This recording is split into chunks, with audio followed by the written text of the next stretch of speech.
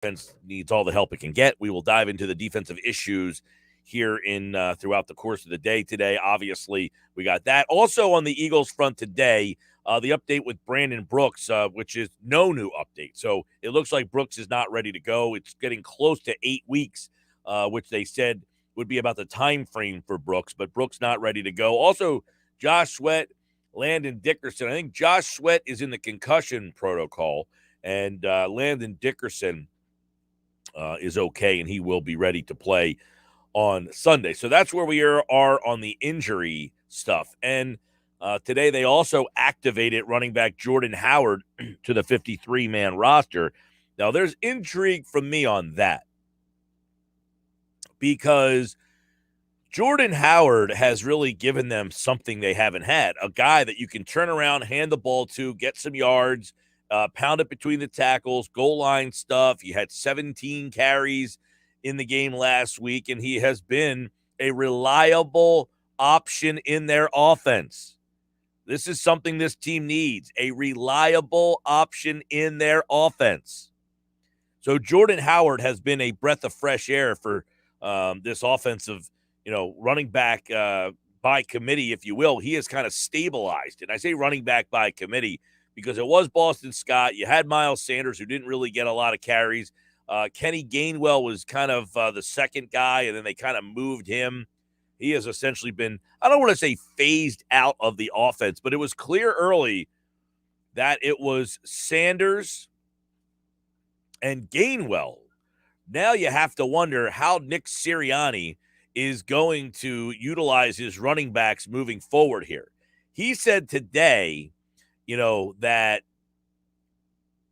basically Howard has given them a spark in the run game, the way that he runs hard and just being himself and seeing the hole, hitting the hole, and being able to be a guy that's tough to bring down. He did not make any commitment other than the fact that they signed him to the 53-man roster. Now, Sanders is not eligible to come back off the injured list quite yet. I think next week he should be eligible to come back. But it'll be interesting to see what happens this week because a couple things. One, Howard has obviously been somewhat effective. Two, the Denver Broncos, much like unlike the two teams they faced previously, Detroit and Los Angeles, Denver is much more stout against the run than the Chargers are. They are much more stout against the run than the Detroit Lions are, which means you may have to now evolve your offense to the next level. I'll give Sirianni credit. He evolved the offense against two poor running teams from a pass-happy offense to a very run-focused offense, and it worked for them. The next evolution in Nick Sirianni, the head coach and play caller, is can you evolve the offense and morph those two things together? Can you find more balance in the offense? I know everybody wants them to run the ball more, but running 40 times a game is not a recipe for success in the NFL, certainly in 2021. If you want to be competitive and actually win football games, you are going to have to show some trust in your quarterback. You are going to have to prove that you can throw the ball. And guess what? You can do that by running the football, and you don't have to run it 40 times. Holy mackerel, what a concept. So I think Nick Sirianni, his evolution as a head football coach is kind of on display today. This week, I should say. I think Nick Sirianni has an opportunity to kind of show some more growth as a head coach this week. Okay, you got criticized for your game plans. Well, he altered his game plans to the point that he has now gone so far one direction that you would almost say now, hey, Nick, you evolved. Now we got to reel you back in a little bit. I mean, at the end of the day, can he win the football game running it 40 times? Probably, possibly. It's going to be a lot more difficult to do, though. I find that hard to believe.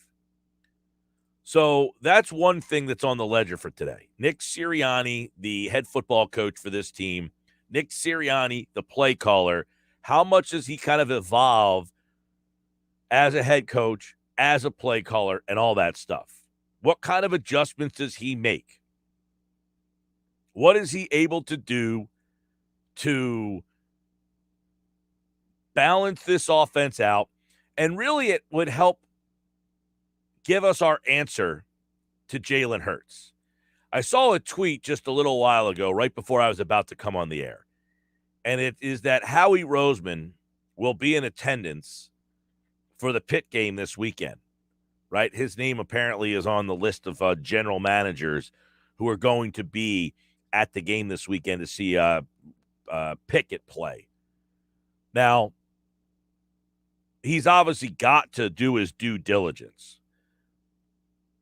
But to put any talk about drafting a quarterback to bed, and in my mind, see, this is a very important, I don't want to say offseason. This is just a very important time for the Philadelphia Eagles organization and who they can become and where they're kind of heading towards. They're obviously, since the Super Bowl season, a team very much in transition. Okay, they win the Super Bowl for the first time in the history of the franchise. With that, I definitely think they made a lot of emotional decisions based on the fact that they won a Super Bowl. I think they signed guys or extended guys that they normally wouldn't have done. I think they gave contracts to guys like Alshon Jeffrey. I think they extended certain players and gave them more time in Philadelphia than maybe they needed. Guys like Jason Peters. Heck, I think you can even make the argument, for a player like Brandon Graham, who, look, he has the most important play in the history of the franchise, in my opinion. This isn't Brandon Graham stinks. Brandon Graham couldn't play. Brandon Graham can't play. Here's the problem. When you sign Brandon Graham, who can still play, but he's not good enough to make you, he's not a difference maker. So what keeping Brandon Graham around did was extend you into mediocrity. You keep Brandon Graham around, your team is not going to be so bad that you're going to bottom out. He just keeps you around the middle. And they did that with a lot of guys. They extend the contract of Jason Peters. I know Jason Peters, to many of you out there, lost a step and couldn't play. Yeah, those things are true. But he was still better than about 75% of the left tackles in football. So you have Jason Peters still around at the end of the line where he's kind of long in the tooth. He keeps you mediocre. Guys like that, you extend the contracts, and then you extend that contract. You gave that extension to Alshon Jeffrey. That was just a bad decision. I mean, that one is incomprehensible, what you did there. I don't know what the thinking was of why we're going to do Alshon Jeffrey a favor here and extend this guy's deal. And then because of that, you win the Super Bowl. The next year, you go back to the playoffs, and that offense struggled. It just wasn't the same as the year before. Well, what happened? Well, Carson Wentz had the knee injury, and then he came back. And there was a key player that was missing on that offense that many people, it was kind of like the Sixers losing Danny Green last year in the playoffs. He's not the sexiest guy. His numbers aren't great. But when you lose Danny Green, it kind of affected everybody else. So when the Eagles lost Torrey Smith, their offense kind of was clunky. It didn't have the deep threat. So the Eagles make the Super Bowl or win the Super Bowl. And then the next year, they go to the playoffs, and now they're in this limbo. Are we the team that's close to the Super Bowl? We had a lot of injuries. Are we we got back Carson Wentz, but he just didn't seem himself. If he is back from that knee injury, are we kind of back where we want to be? So they go the direction of, hey, let's go for the Super Bowl one more time. It's hard to fault a team just for saying that we want to go for the Super Bowl. Now, did they miscalculate where they are or where they were at that time? Yeah, it's easy to say in hindsight, but when you're only 1 year removed from winning the Super Bowl, it's kind of hard to say, we're not there anymore. When you're in the moment, you're like, man, we're right there. We went to the playoffs with remember, the next year, they go to the playoffs with a roster that was just disheveled by injury. That was the year that they had like Greg Ward and Josh Perkins, and I can't even remember some of the receivers that they made the playoffs with, for God's sakes. But if you're the general manager or the owner, forget Howie Roseman. You're the owner of that team, and you're like, we made the playoffs with this slop. If we get healthy, we should be better. So what do? They go out and get Deshaun Jackson. Okay, we lost Torrey Smith. Our offense clearly struggled. Let's go get Deshaun Jackson. We'll get a playmaker in here, and that should open our offense back up. They went out and got Javon Hargrave, right? They went out and got Hargrave because they thought, hey, he's the guy that can play next to Fletcher Cox. And then Hargrave got hurt. They went out and got Malik Jackson. What happened to him? He got hurt. So they went out and got some veteran pieces with the mindset of we're still right there. And now we're finding out, and they're finding out, they weren't right there. Some of those guys were old. Some of those guys weren't bad players. I go back to Brandon Graham. Brandon Graham isn't a bad player. He's been productive. But it kind of signified that mediocrity was going to be where you were going to be stuck in mediocrity because the defense was just good. It wasn't great. And you're in the same situation with this defense right now. This is the defensive personnel of a team that's just good, not great, or average. And the Eagles are in a transitional phase with a lot of guys. Think of the Phillies right now. They have Bryce Harper, little bit different situation. But all the other guys, Gene Segura, good player, not great. Didi Gregorius, he was terrible this year, but a good player, not great. Odubel Herrera had a good year. He's not great. McCutchen, good, not great. You have a bunch of guys that are just kind of keeping you stuck in the middle, but Dave Dombrowski's just kind of waiting for the contracts to just kind of expire so he can kind of do what he wants to do. And that's essentially where the Eagles are right now. They're kind of like stuck with this Fletcher Cox situation and the Lane Johnson. And once those guys kind of filter out, that it's like a college coach who comes in and he can't really do what he wants to do until his group of recruits start to filter through the process, if that makes sense. Right now, the Eagles have a new coach on a college campus who has all of the old regime's recruits. And the old regime's recruits, Doug Peterson wanted veteran players that were tied to that Super Bowl team. So this is why you're stuck with a defense that's got a bunch of like middle-aged guys who are just good players and not great players. You have a bunch of guys on that defense that you're like, he's okay. I mean, you went out and got Darius Slay because you thought last year that you were a Super Bowl contending team. And what's one area where we've really struggled? Well, corner. Let's go out and get a corner. So they go out and get Darius Slay. Nobody was bitching and moaning that they went out and got Darius Slay last year. That was, wow, they're going for this. One more time, they're going for this. Why? Because that's what Doug Peterson wanted. Doug Peterson was the guy who wanted the veteran-laden team. We have constantly complained about the lack of development of young players on this team. Well, Doug Peterson didn't want to develop young players.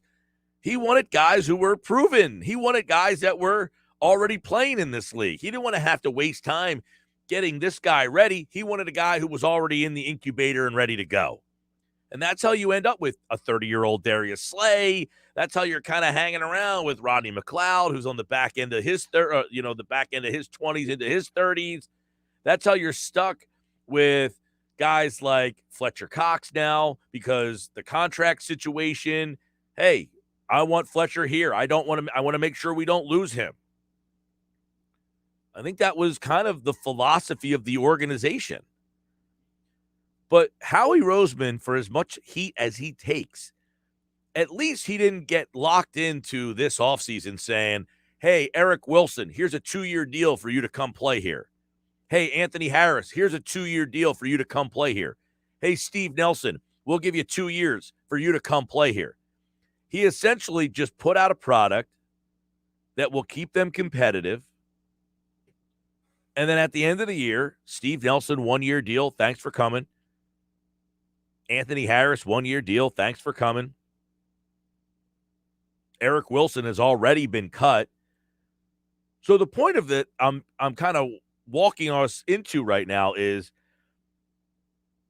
this team has made some pretty smart moves in transition. In this transitional phase that they're in, I get that every fan and everybody out there wants to win the Super Bowl every single year. It's not possible. But are you doing the right things to get you back in that direction? One area where this team has missed considerably multiple times is the drafting of defense or the lack of attention on drafting defense. They have not taken a linebacker. They have not hit on a corner. They have not landed a safety. And all of those misses, and really it's not even misses as much as it's just complete disregard. It's not like they drafted a linebacker and he stunk. They didn't take a linebacker. The last linebacker they took, Jordan Hicks, he actually could play. I'd love to have Jordan Hicks on this team right now, wouldn't you? Took him in the second round. He could play.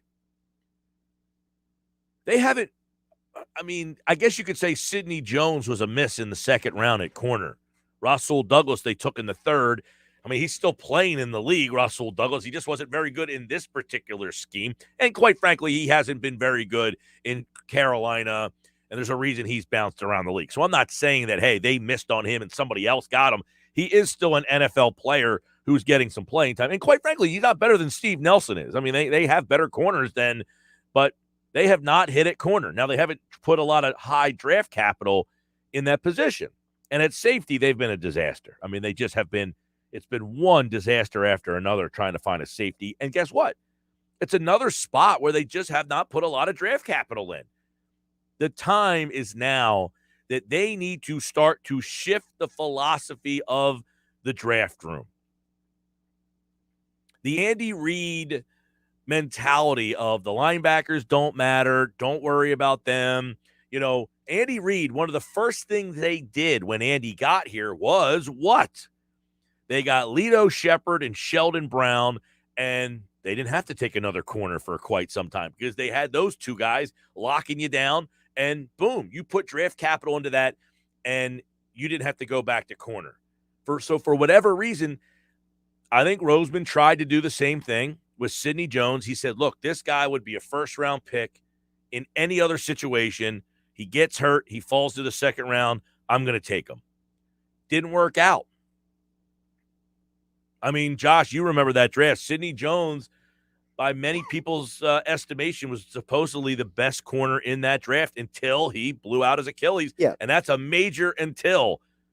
But there's a lot of people who thought he was the best corner in that draft. And by the way, this happens almost every year. There's a guy who's supposed to be a high pick, and somebody waits for him to drop to a certain point, and they grab him. It's part of the draft process. And you mentioned about the fact that the changing of philosophies. I would also bring up the fact that Howie Roseman now is going in this second iteration of his tenure, has now gone through multiple people who have worked with him on the draft. Remember, 2016 was before Douglas came here. Then 2017 through 2019, he had Joe Douglas. Now it's Andy Weidel. So he's had 3 different people handing him the list of, here's our guys from the scouts to pick. And I'm not saying that it takes accountability away from Howie and the owner, Jeffrey Lurie, for what they're doing, but there is something said with the fact that the philosophy of the draft may also vary because of the names that are given to these guys on draft day. Well, here's the thing. At the end of the day, I don't know who's responsible for making these picks. Roseman's name is the GM, so he gets most of the heat, which is fair, and it is fine. Jeff Lurie has a lot of say in that draft room. And it might not be on players so much, which we don't even know, but we're hearing that it can be players. Sometimes it is, sometimes it's not. I think he has guys that he likes and he tries to influence. But I definitely believe that the philosophy that Andy Reid kind of laid down is still stuck in this organization's, DNA, correct.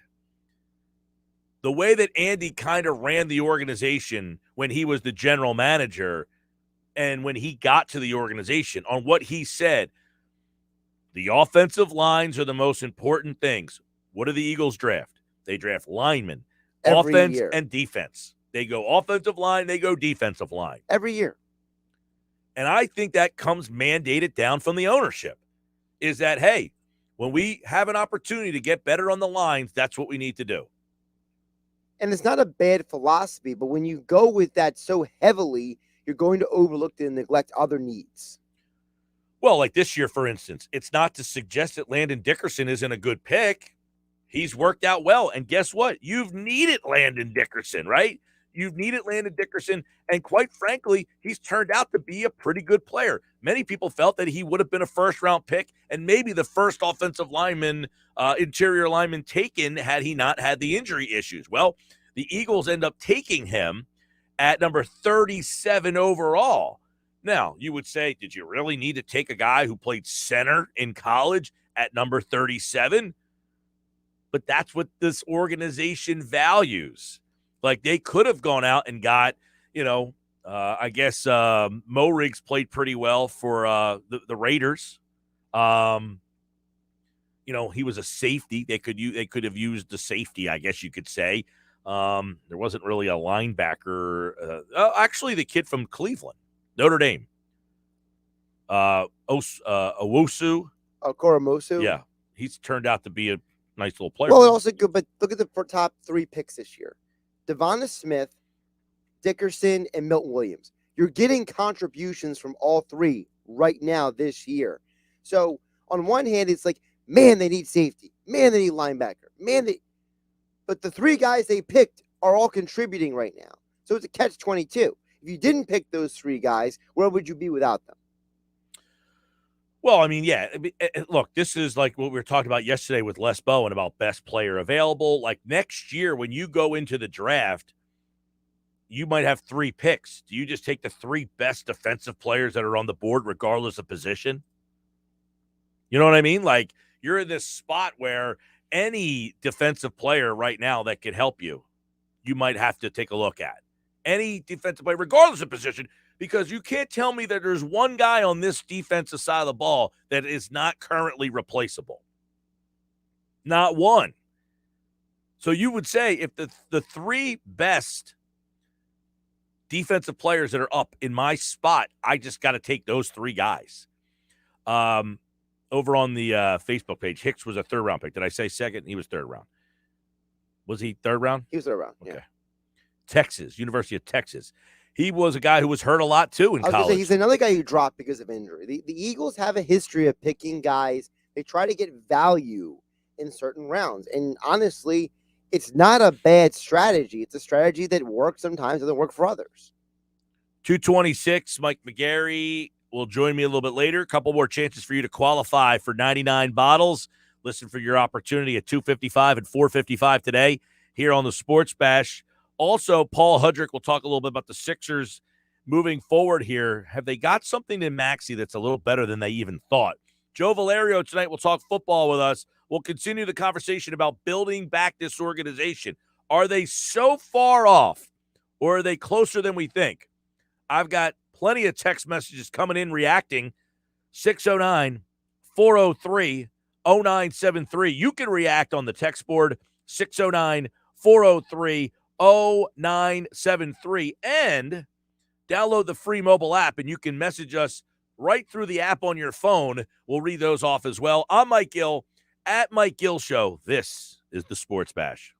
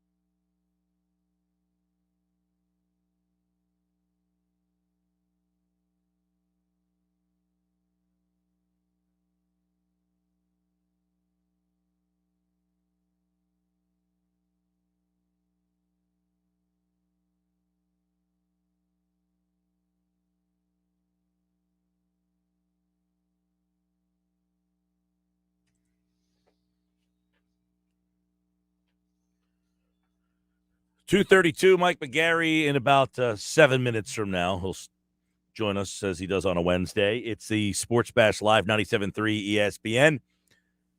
So the Eagles in flux, that we know. They're in a total situation of trying to get past the Super Bowl hangover situation.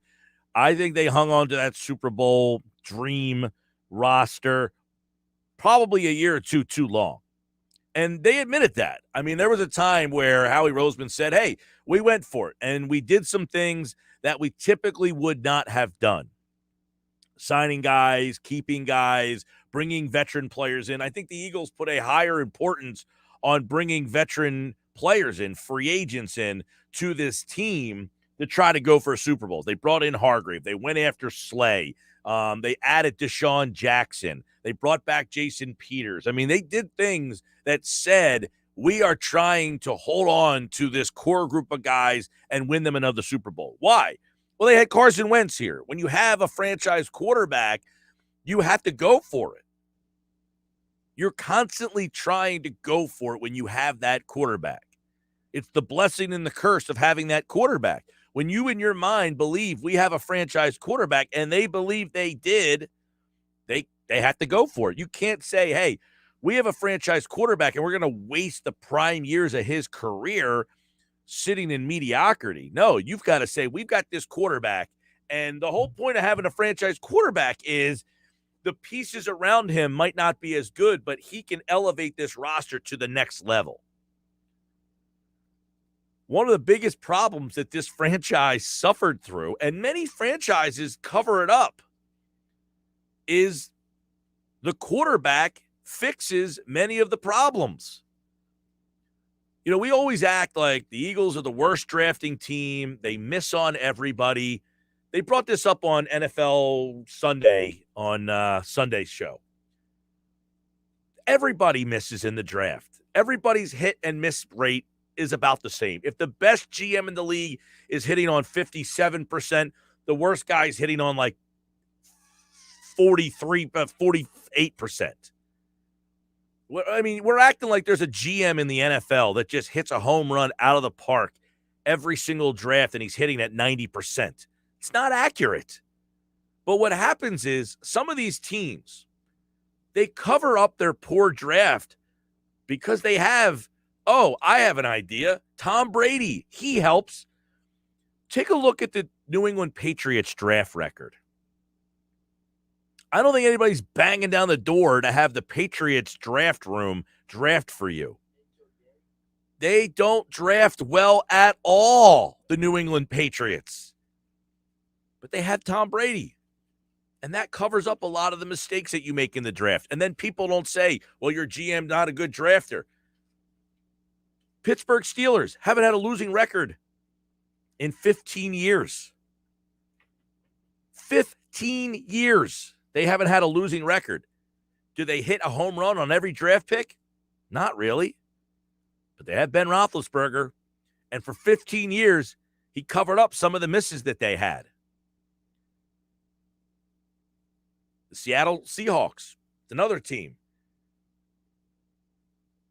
Yeah, I get it. They got DK Metcalf in the second round and those kind of things. But they've also missed on a lot of early first-round picks. But when you have Russell Wilson, it kind of makes you forget that sometimes you didn't hit on that first-round pick.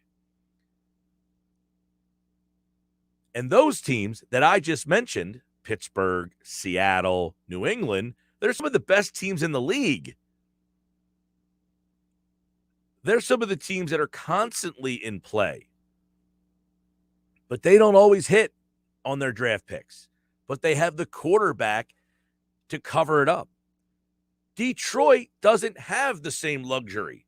Detroit's always bad because not only do they draft poorly, but they don't have the quarterback to cover up when they draft poorly. Chicago doesn't have the quarterback to cover up when they draft poorly. Dallas, by the way, why has Dallas not won the Super Bowl in 30 years?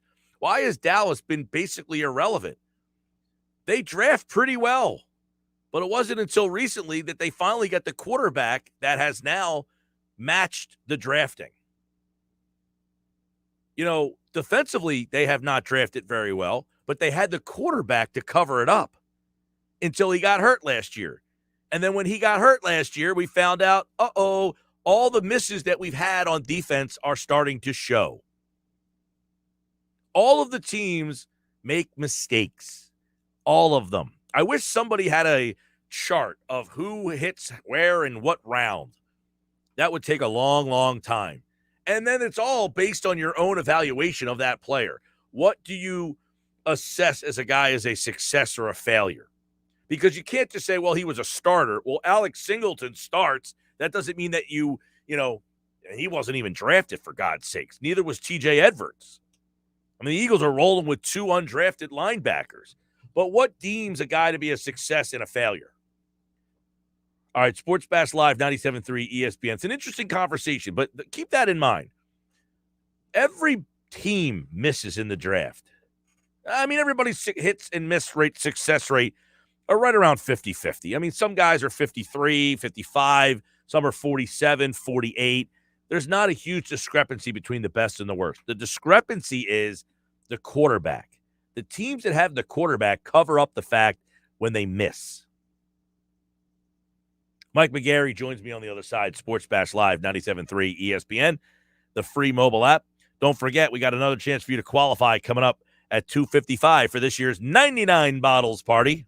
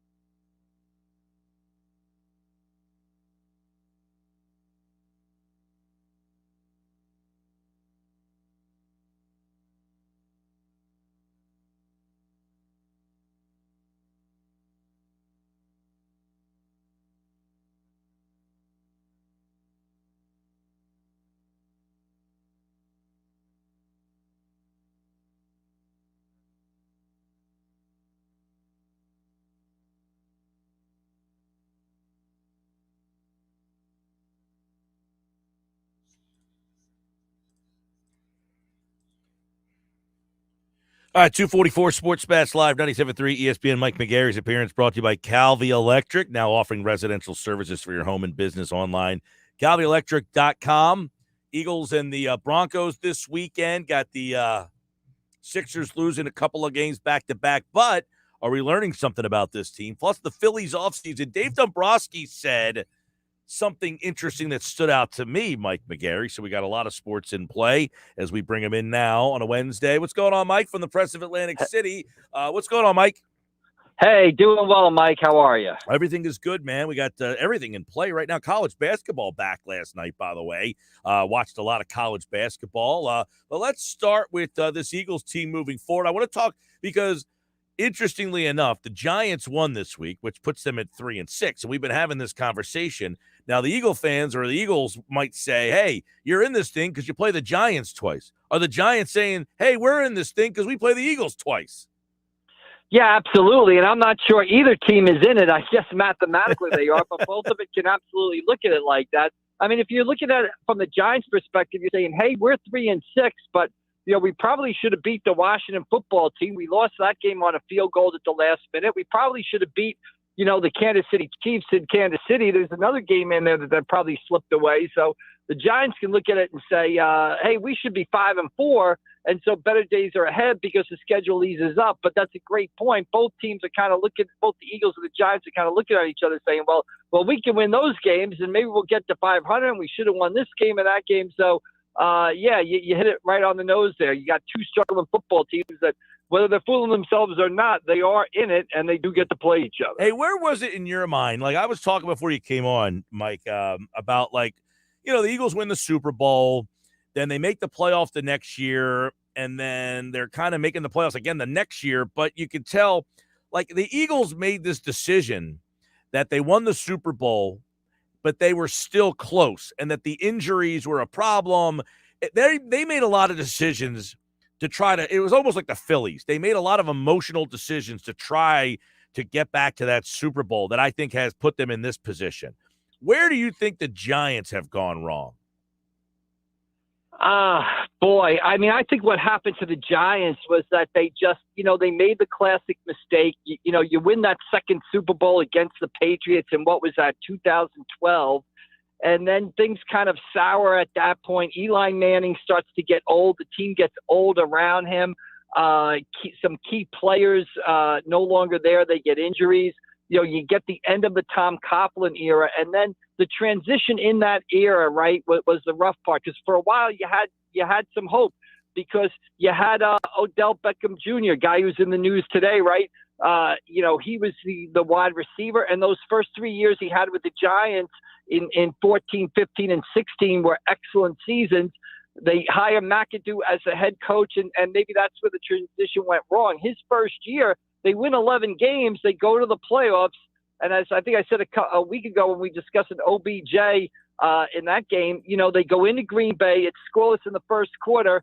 Eli Manning throws a perfect pass to Beckham, who drops it in the end zone. It would have been a short touchdown, giving the Giants the lead. The Giants end up getting blown out that day. And since 2017, they're the worst team in football. So that, it seems strange to point it on that one play, but I keep coming back to that one play, that one drop seems to have set the Giants on a direction that they still haven't recovered from. Well, it's funny that you went exactly where I went with where did their struggles start. It happens with the Super Bowl, is that you win that Super Bowl and you're kind of in flux of we want to get back there. We want that feeling again, and that you make emotional decisions that probably aren't in the best interest of your team moving forward, but in the best interest of trying to get back to the Super Bowl the very next year. You know what I mean? Yeah, absolutely. And it's easy to come down on teams for doing that. They just about all do it. The only team that I don't think does it is really the New England Patriots, right? How many veterans has Bill Belichick, after a Super Bowl win, sort of tapped on the shoulder and said, hey, buddy, it's either time for you to retire or we're going to release you, basically. It's very difficult. And which is what, but Mike, that's what the Eagles did during the Reed era. They didn't care. They got, if you were 30, you were gone no matter how big of a factor you were in getting to where they went. And they made a lot of unpopular decisions, cutting guys like, Trotter and Hugh Douglas and the list of guys, but they just decided, hey, you can't play anymore. You're gone. And they were right more times than not. But when they won that Super Bowl, it was almost like, well, you helped us get there, and you make decisions you wouldn't normally make in those instances. Yeah, I think, teams, rightly or wrongly, maybe feel a sense of loyalty out of, two guys who kind of get them to that Super Bowl. And they kind of feel like, even though they might be declining in their eyes, they say, well, okay, he'll be fine for the playoffs. So he's done it before. He's a little banged up now. He'll be good for the playoffs.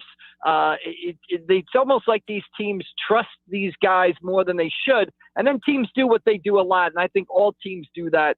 They kind of overvalue the talent that they have, right? They overvalue the players that they have. Sometimes selfishly, hey, I drafted this guy. If I admit he stinks, I'm admitting I stink. So I'm not going to do that, basically. So, yeah, in a cold-hearted world, you would, kind of move on and cut guys and stuff like that. But unfortunately, there's a lot of other things tied up into it. The business side of it, too. Do you want to let go 5 or 6 players? And the fans, 3 years after the fact, 4 years after the fact, the fans say, hey, you should have cut that guy. If you had cut him 4 years ago, they might be storming the gates in protest. Yeah, the whole that's one thing in sports I'll never understand is I drafted a guy and therefore I have to keep the guy. Otherwise, it won't look like it'll look like I don't know what I'm doing. No.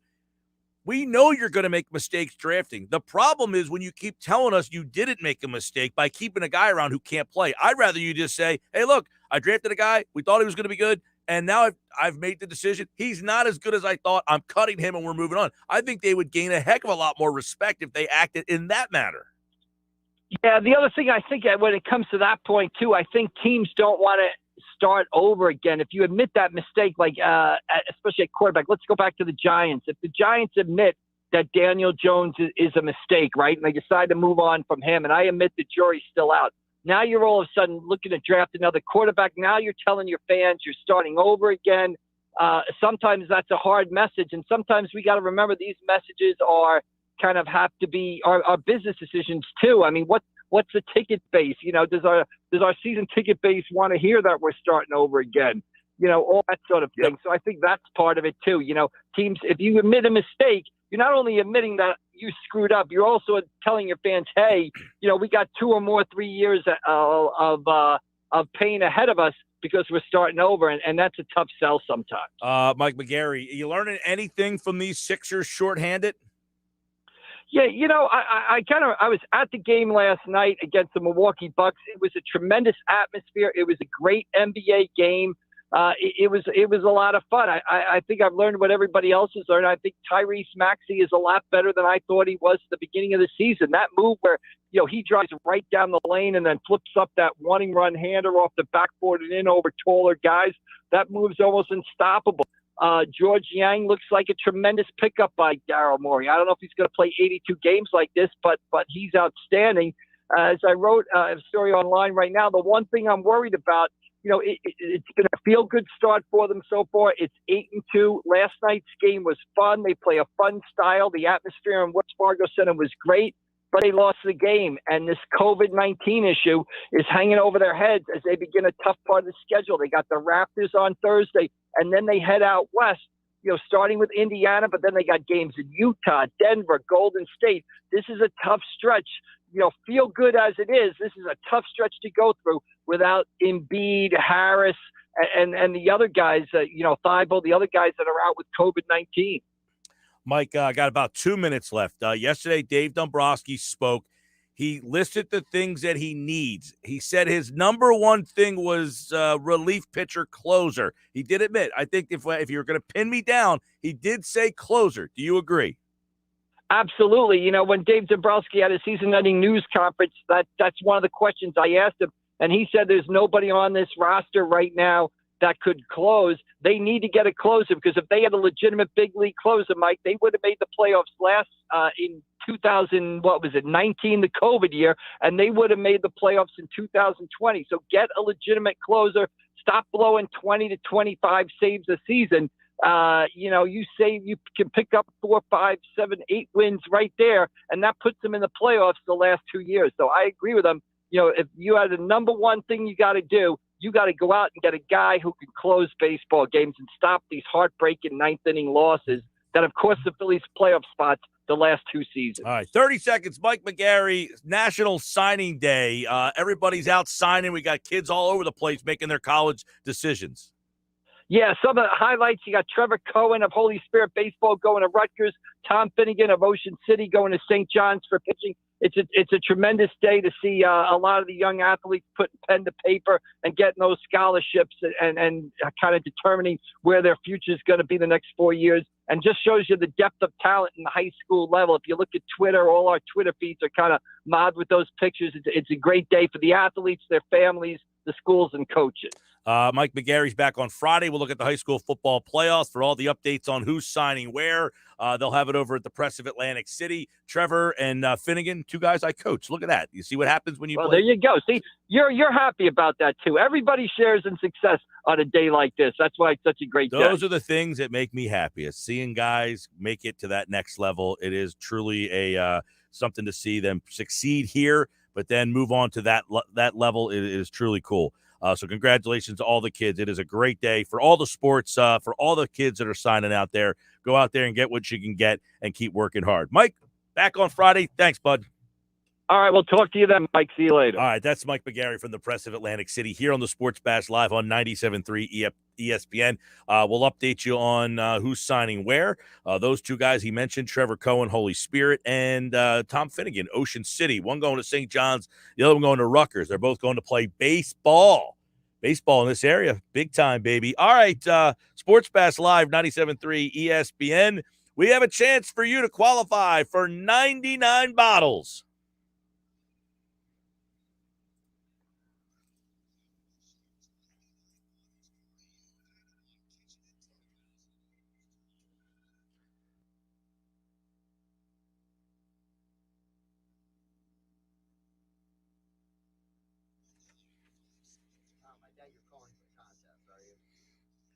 All right, there you go. There's the chance for you to call in right now, 609-573-3776, 609-573-3776. Call right now to enter this year's 99 Bottles Party, Vagabond Kitchen Tap House, Egg Harbor Township, Wednesday, November 24th. You must be present to win, and you must enter right now. Good luck.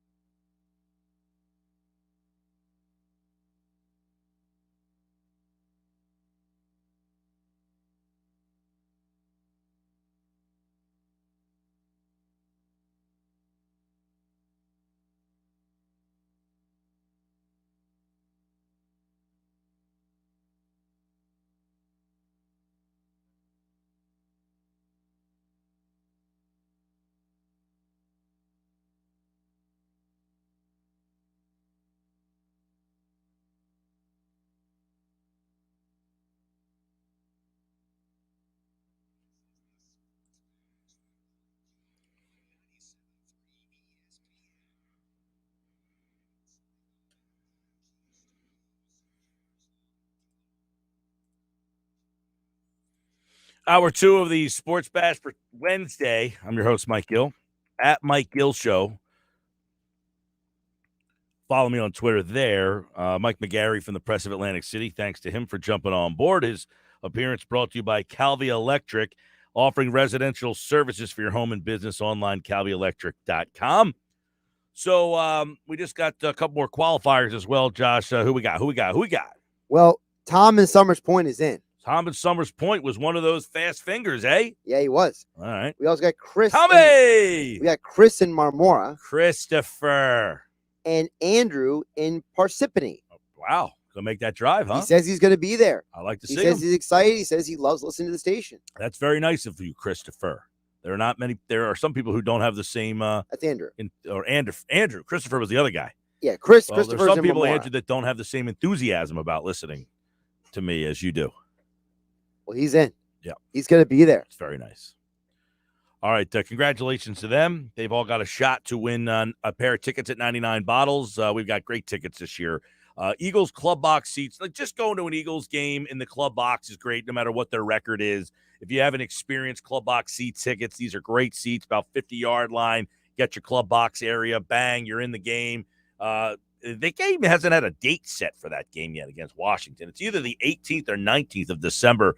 So it's either a Saturday or Sunday. I'm imagining they're going to see if the Eagles, somehow Washington, is still in the mix. I don't know what they're waiting for that game, potentially. Why would they not have the games listed for Saturday? You have any inclination as to why is Saturday a good television? Like, that's not a great TV. I mean, there's no college on that time of the year. That's why they put the NFL games on Saturday. But why wouldn't those games already be scheduled ahead of time? From what I understand, it has something to do with the flex scheduling because the networks have flexibility that weekend if they want to pick and choose certain times and stuff like that. That's at least the explanation Goodell. Yeah, but they don't even forget the times. They don't even have the teams set yet. No, they don't. They haven't said, like, hey, your game, like, you're the Eagles and you're Washington. You don't even know what day your game's on yet. Apparently, this is part of the flex. For this year, this is part of the flex, according to Goodell, in the offseason. That they're going to have an extra flex. Well, I mean, these two teams are close enough that you're not planning the trip. But if you were like a fan and you wanted to plan to go on the road trip, like I don't even know who else is in play for that day. Well, part of the problem is that the NFL doesn't really care about that. They just care about, But is everybody either Saturday or Sunday, or is it just a handful of teams? I'll pull up the full list. Like, I know the Eagles on their schedule, it says it's either it says 12/18-12/19 TBD. There's no game time, there's no day, there's nothing. Is that for everybody on those 2 days? Like, is it like, hey, we want to pick, I don't know, how many games are even supposed to be on that day? I'm pulling up right now. Normally it's 2, right? Don't they usually have 2 games on that Saturday? What week is that? That would be week 15 in the NFL. That I'd have to take a look at because you have a total of 1, 2, 3, 4, 5. You have 5 TBD games that weekend. Right. You got Buffalo, Carolina, Cleveland, Vegas, New England, Indianapolis, Miami, New York, Washington, Philadelphia. They are all TBD. Now, everybody else is listed at Sunday at their game time. So I'm imagining that group of games right there. Now, how many games would be? I think it's 2 games on Saturday. There's usually only 2 games, but obviously this is the first year we've had the 17-game schedule. So we're playing things a little differently this right. year. So Carolina, Buffalo, I mean, that game there, I don't know what they're looking for. What are they looking for? It's a Saturday. Well, I think they're looking for what the networks want. The network says, I want this game or that game, that they're going to get what they want. Well, this list of games is not very attractive. Well, now it is, and maybe before the season it was. Carolina, Buffalo. I mean, Carolina entered the season non-playoff team. Buffalo, Vegas and Cleveland. That game, I mean, Vegas wasn't a playoff team. Cleveland is Cleveland. New England, Indianapolis, maybe. I mean, 2 mediocre teams. New York and Miami. I mean, you might get 2 teams that have combined 3 victories. I mean, the Jets are very disappointing this year. I think a lot of people assumed they were going to be a playoff team this year. The Jets? No, the Dolphins. Oh. Well, you said the Jets. No, I meant Miami. Okay, well, you said the Jets, and That's I'm my like, bad. wait a second. No, I meant Miami. All I right. think people assume Miami is a playoff team. Yeah, they won 10 games last year. I think people assume that the Patriots and the Colts might be playoff teams this year. I think people assume that the Browns have some marquee Yeah, the Browns, I think, were a team that Buffalo, people thought. Philadelphia, Washington. I think they – look, the NFC East is always going to be in the mix for some sort of prime time because you have the NFC East media markets. Correct. So, And also the fact that, remember, last year, Philadelphia and Washington were basically the two teams competing for the division. yeah, I mean, you got the division winner from last year, and then you got Philadelphia, who has a great media market for television. So I don't know. I have no idea what the who what the TV. What are you looking for? It's a Saturday football game. You could put on you could put on Houston and Miami, and people are going to watch it. Well, especially considering, I mean, that's also the weekend before Christmas. So you have people who are going to be, trying to find reasons to not go out shopping. So they got football. Well, listen, those two, I hate the Saturday games. I am not a fan of the NFL Saturday game. I know. You've been very very affirmative in your. I forget about them all the time. By the way, I do have the times for those games. I do have some inside information on those times. Which one? Both the two games. It's a Saturday 4:00 and a Saturday 7:45. That's the two game times. Those are the slots. It's 4:00 and 7:45, and then you have a Saturday game later on in the year. You have two more Saturday games in January the 8th, week 18. You have two games on Saturday, one at 4, one at 7:45. So you have 4 Saturday games this year. And now, correct me if I'm wrong. The Saturday games, the late Saturday games, that was the trade-off ESPN made for the doubleheader Monday Night Football. Is that? So the way it works is that ESPN is getting a playoff game on Monday night. A Monday night. Well, I know that, but playoff, that's not for the trade-off of the doubleheader. I thought they got this Saturday game. I thought they got one of these Saturday games, or the trade-off is I'm giving up that for Monday night playoff. Well, game. no, I thought they got an extra playoff game in general. Oh, maybe. They're getting two playoff games. I hate the Saturday NFL game. It always gets lost in the sauce. It doesn't feel right. For whatever reason, a Saturday night at 7:45 game just doesn't feel right. The Eagles have played on that Saturday, and it has been a disaster for them. They played Washington a couple of years ago. That was Chip Kelly. Wasn't that Chip Kelly's last game? Wasn't it on a Saturday night? I think so. I have to double check that. Well, I am not if the Eagles play on that Saturday night, that stinks. Now, some people out there might say they'll be out of it by then. I would beg to differ. I think that game against the Washington football team is probably going to be a meaningful game. Now, it might be you need to win to stay within a game or two. I don't think it's going to be because you're in the 7th spot, but I don't think it's going to be because you're 5 games out with you would still have 1, 2, 3, 4 games left. Yeah, it was Saturday, December 26th. The Eagles lost to Washington 38-24. And then Chip Kelly got fired. Right, a couple days later. Right. He didn't get fired immediately, which was a weird part. It was on It was a Monday. I remember because I was off that day. I know. And I was driving around in my car, and I heard, were you working here at the time? Yeah, I was here. Were you? Yeah. I had to go on the air that day. We weren't planning on me going on the air, but because the news broke, you had me call McMullen, and we got him on. We had football at 4. Well, I remember getting called. I was in my car, and I was talking about it. I remember exactly. I was in the parking lot of some place out in Millville when this happened. I had a meeting or something. I was meeting with somebody out in Millville about something, and I said, I think Chip Kelly just got fired. Like, are you kidding me? On my day off, Chip Kelly gets fired? Yeah, it's interesting. We busted in with local coverage that wasn't planned, and the first hour was football at 4, and the second hour I brought you on. Well, I don't anticipate something like that happening again this year, but think about this. We are in the 10th week already of the season. They have Denver, San Antonio, New Orleans. Then after this Denver, New Orleans, you run into this gauntlet of teams. The Giants, the Jets, then you have a bye week. Right. Washington football team, Giants, Washington football team again. I mean, sadly, with that schedule still involved, it's going to be like the last couple of years where you're going to lose a game and you're still going to be in play. You're going to win a game. You're going to win 2 games. 2 teams around you are going to start losing, and you're going to be like, oh, my God, I can't believe this team is still in it. But I strongly going back to the conversation we were having in the first hour, okay? I strongly believe they got themselves into this situation because they altered their mindset. What did McGarry say when I asked him about what happened to the Giants? Did you hear him? You mean what happened to the Giants after? How did the Giants get to where they're the worst team in football over the last 5 years? They've had the worst record in football over a 5-year span. What happened? How did they get here? And his answer was very Eagles-esque. They won the Super Bowl, and then after that, they started to make some emotional decisions. The quarterback started to kind of fall off a little bit, and you made decisions that you typically wouldn't make. Keep in mind, when you win the Super Bowl and you make the playoffs, what happens? Your draft spot, all of a sudden, you're not getting a chance to draft these top-tier players. Well, so your draft becomes more of a crapshoot. Well, you're also assuming that, hey, we did it this year, we could do it again next year. So you go into the approach of you want to try to do it again. You think you had the windows open. Well, that was where I was talking about. I think the Eagles made a shift in philosophy. They made decisions that they wouldn't normally make. Right. Because of the fact that they won the Super Bowl.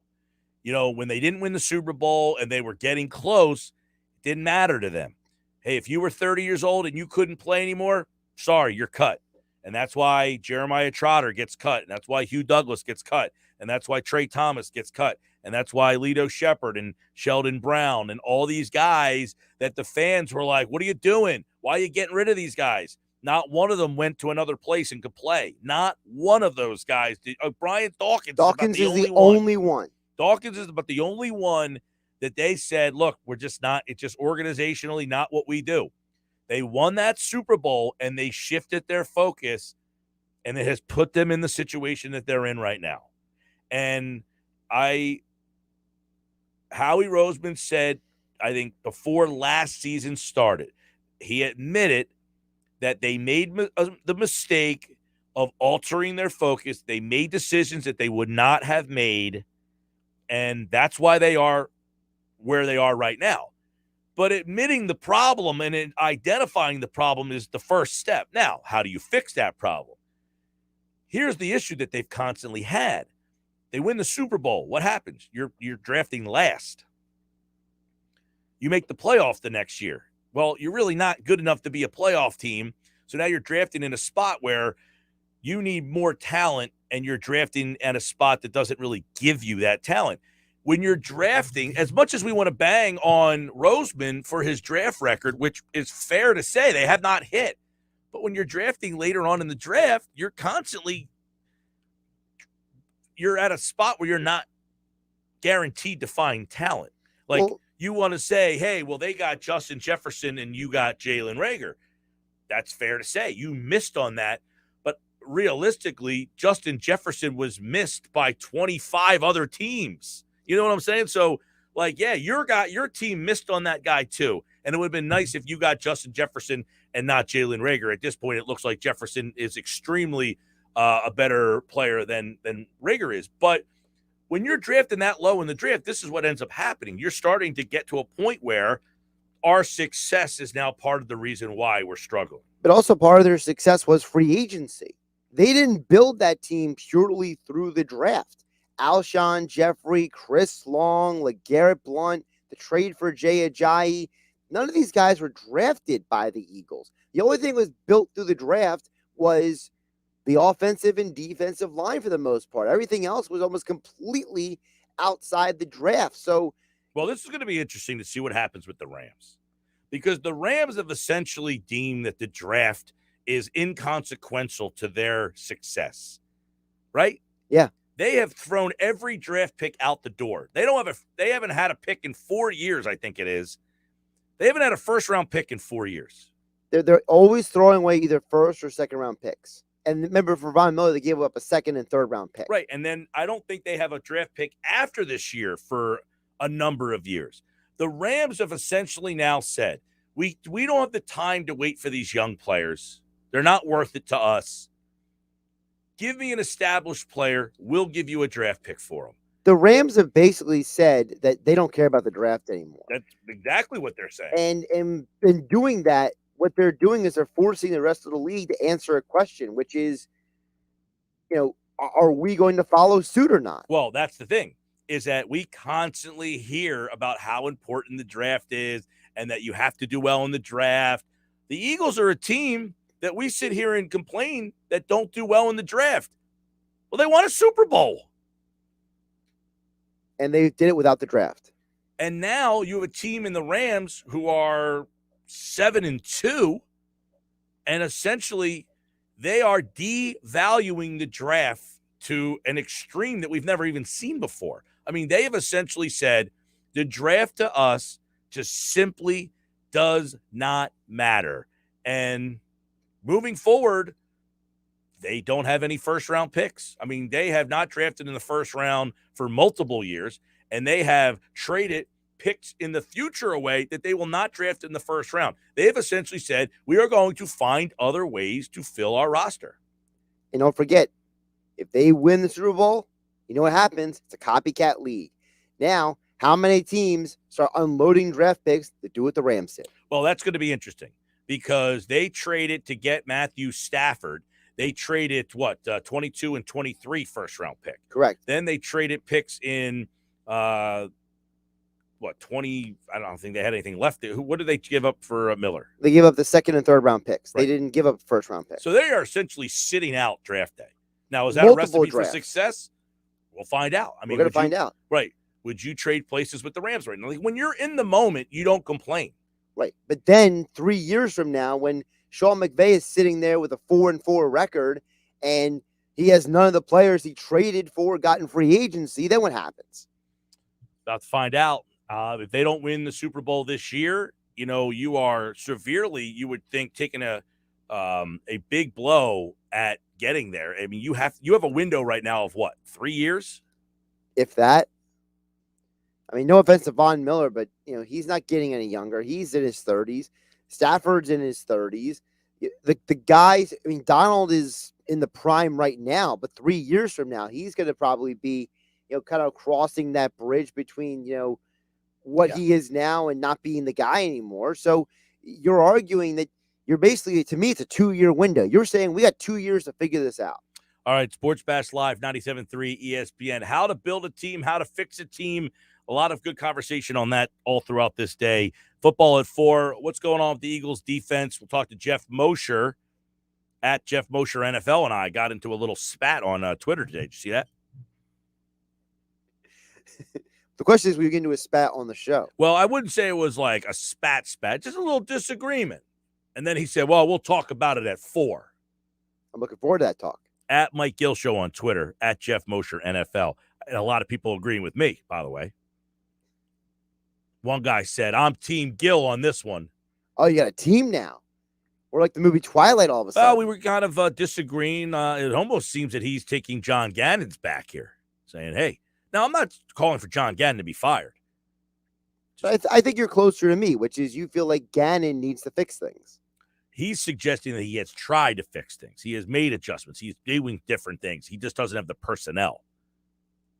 It's hard to believe that when you see a quarterback make that many passes in a row. Which I said, this all started with Paul Domowitz said, hey, the defense has been declining in talent for a couple of years, to which Les Bowen responded with something I can't remember. And I said, Nelson and Slay are better than anything in the secondary that Schwartz had. And he won a Super Bowl.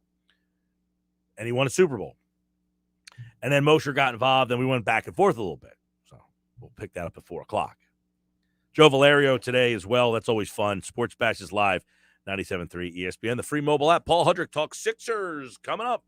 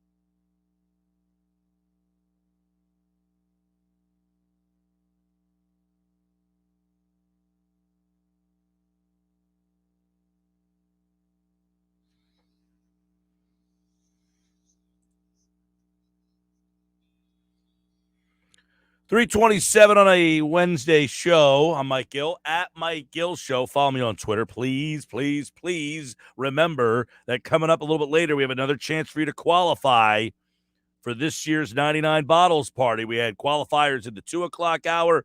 We'll do it again in the 4 o'clock hour today, right here on the Sports Bash Live on 97.3 ESPN. This year's 99 Bottles Party. It's happening on Wednesday, the 24th. That's going to be at Vagabond Kitchen and Tap House in Egg Harbor Township. If you haven't been by there yet, the new EHT location, fantastic, great group of guys, people, ladies that run the place. It is a great team over there.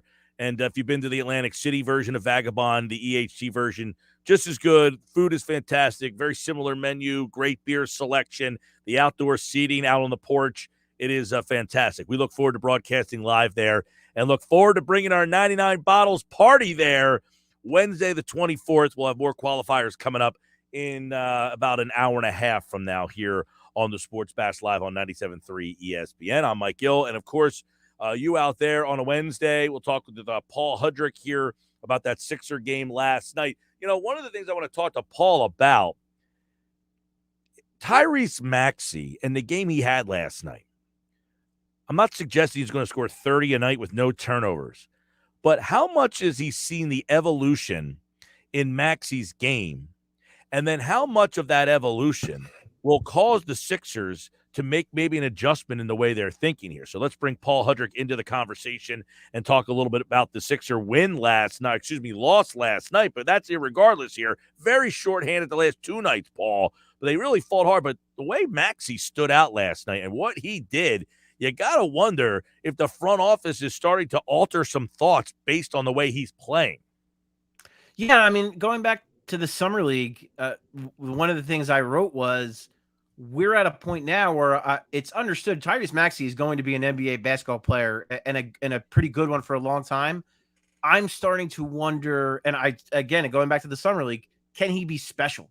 Can he be a guy who's even better than good? Can he be a fringy all-star? And it was interesting that, he played Drew Holiday last night, and he said to us last night that Drew Holiday is a guy that he's tried to emulate as a two-way guard, as a guy that can, play offense, play defense. And I think you see the flashes from Maxey on both ends. Mike, this is a guy who just turned 21 years old a week ago. And so I do think it's fair to wonder if what's gone on with his development, how good he's looked, if that's altering it. Because if you're looking just, in the context of a Ben Simmons deal, obviously Malcolm Brogdon's not on the table anymore. He signed an extension with Indiana, but a guy like that, are you certain that Malcolm Brogdon is going to be much better than Tyrese Maxey? Are you sure about that? Colin Sexton's hurt right now, but are you sure that Colin Sexton as a two-way player is going to be better than Tyrese Maxey? So I think those are the things that have to weigh into these decisions. And I'm at a point, Mike, where I would prefer, obviously we've touched on Jaylen Brown and whether or not that's realistic, but would they not be better served perhaps by looking for a wing and keeping Maxey as the starting point guard? Because it's getting to a point where he just continues to grow and continues to look like a player that I think can contribute to a contender and perhaps play at an above average level. Well, Paul, I think the big thing is, too, how much more can he evolve his game this season, in season, by just getting more time and more minutes?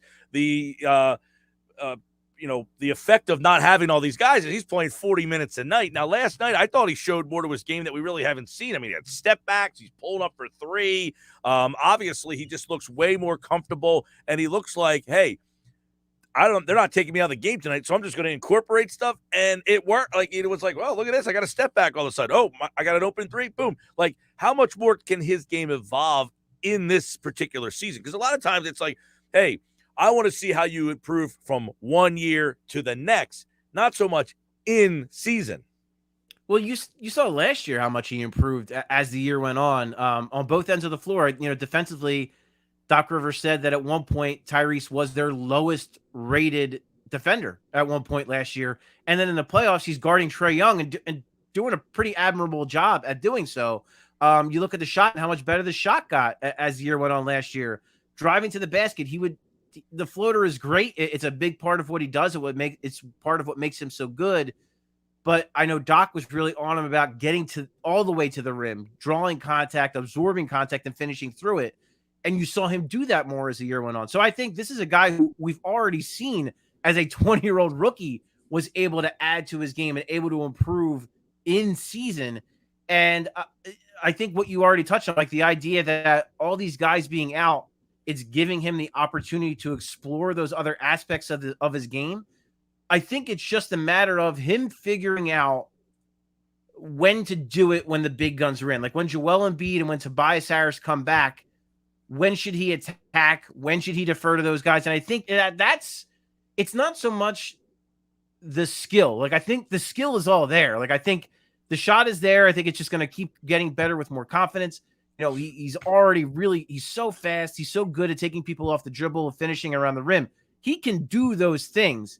It's a matter of knowing when to do it and when he needs to feed Joel Embiid, when he needs to feed Tobias Harris, Seth Curry. So I don't think it's a matter or a question of improvement of skill. It's an improvement of that feel and that instinct of knowing when to do it. Yeah, finding the balance of when, he plays really well when they're shorthanded because it feels like he almost has to take the game over and it's me against everybody. And then harnessing that in and realizing that you're not the top banana tonight, that you might have to defer at times. And the question is, Paul, is he becoming that guy that they haven't had, the guy that can get that bucket late in the game, put the ball on the floor and get himself to the basket, whether he gets fouled or converts? Is that what he has to let? Is he morphing into that guy which they so sorely need? He's more that guy than anybody they've had here.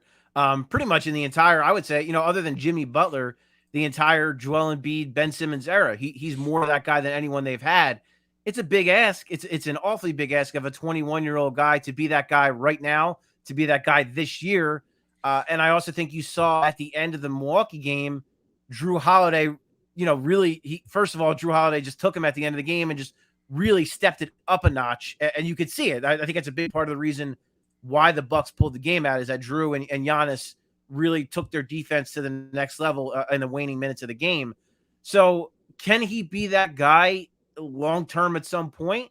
I could see it. I could certainly see him becoming that, especially again, as his jumper becomes more reliable and as he starts to get a better feel for when to shoot. And I think the other thing is too, Mike, because a lot of those guys who are really good at that, like let's say like a Kevin Durant, for instance, who's really good at the end of the games, not only is it his ability to score, it's his ability to draw defenders and find wide open people. That might be maybe where Tyrese has to take that next level. He's good at getting to the paint. He's good at drawing defenders, but sometimes he kind of gets a little bit tunnel vision-y and he's just looking to score and maybe not seeing the whole floor. So I think that might be another area where if he wants to morph or evolve into that guy, that's something he's probably going to have to get a little bit better at. Yeah, and I know that there's so many other storylines in a loss. I mean, that kind of emerged from last night. And another one is, the play of a guy like Georges Niang, who, I know we've mentioned him a lot, but man, 5 of 7. I mean, if he's going to shoot like that, they're going to be really, but just the way that he has kind of given them somebody off the bench, I think it has changed our maybe thought process of how deep or how far this team can go. I think the one thing, and we may have touched on it in the past, is just the idea of a lack of weaknesses with this team. And when you have a Georges Niang as your backup 4, compared with all due respect to Mike Scott, it's a big upgrade. It's a huge upgrade because not only is George at this point of his career a better shooter than Mike, George is a really good passer. And I think George is showing more off the dribble than any of us anticipated. And he's been much better defensively than that was my biggest concern is how good would he be on defense, but he's held up pretty well. I mean, Giannis is Giannis. That's an impossible matchup for anyone, but he hung tough. And I think that's the other thing that I think I like about him. And I think what's endeared him to the city is he's fiery and he's tough. Like he is just, that's the one thing I think Mike Scott gave this team that I was worried they might lose is that tough as nails approach, that fearlessness. But George has that. George is a fiery guy. You saw after he hit that one drive last night, he signals to the crowd and they get fired up. And I think at that point they went up in the third quarter. And Yeah, I think George is just kind of a symbol of this team eliminating weaknesses.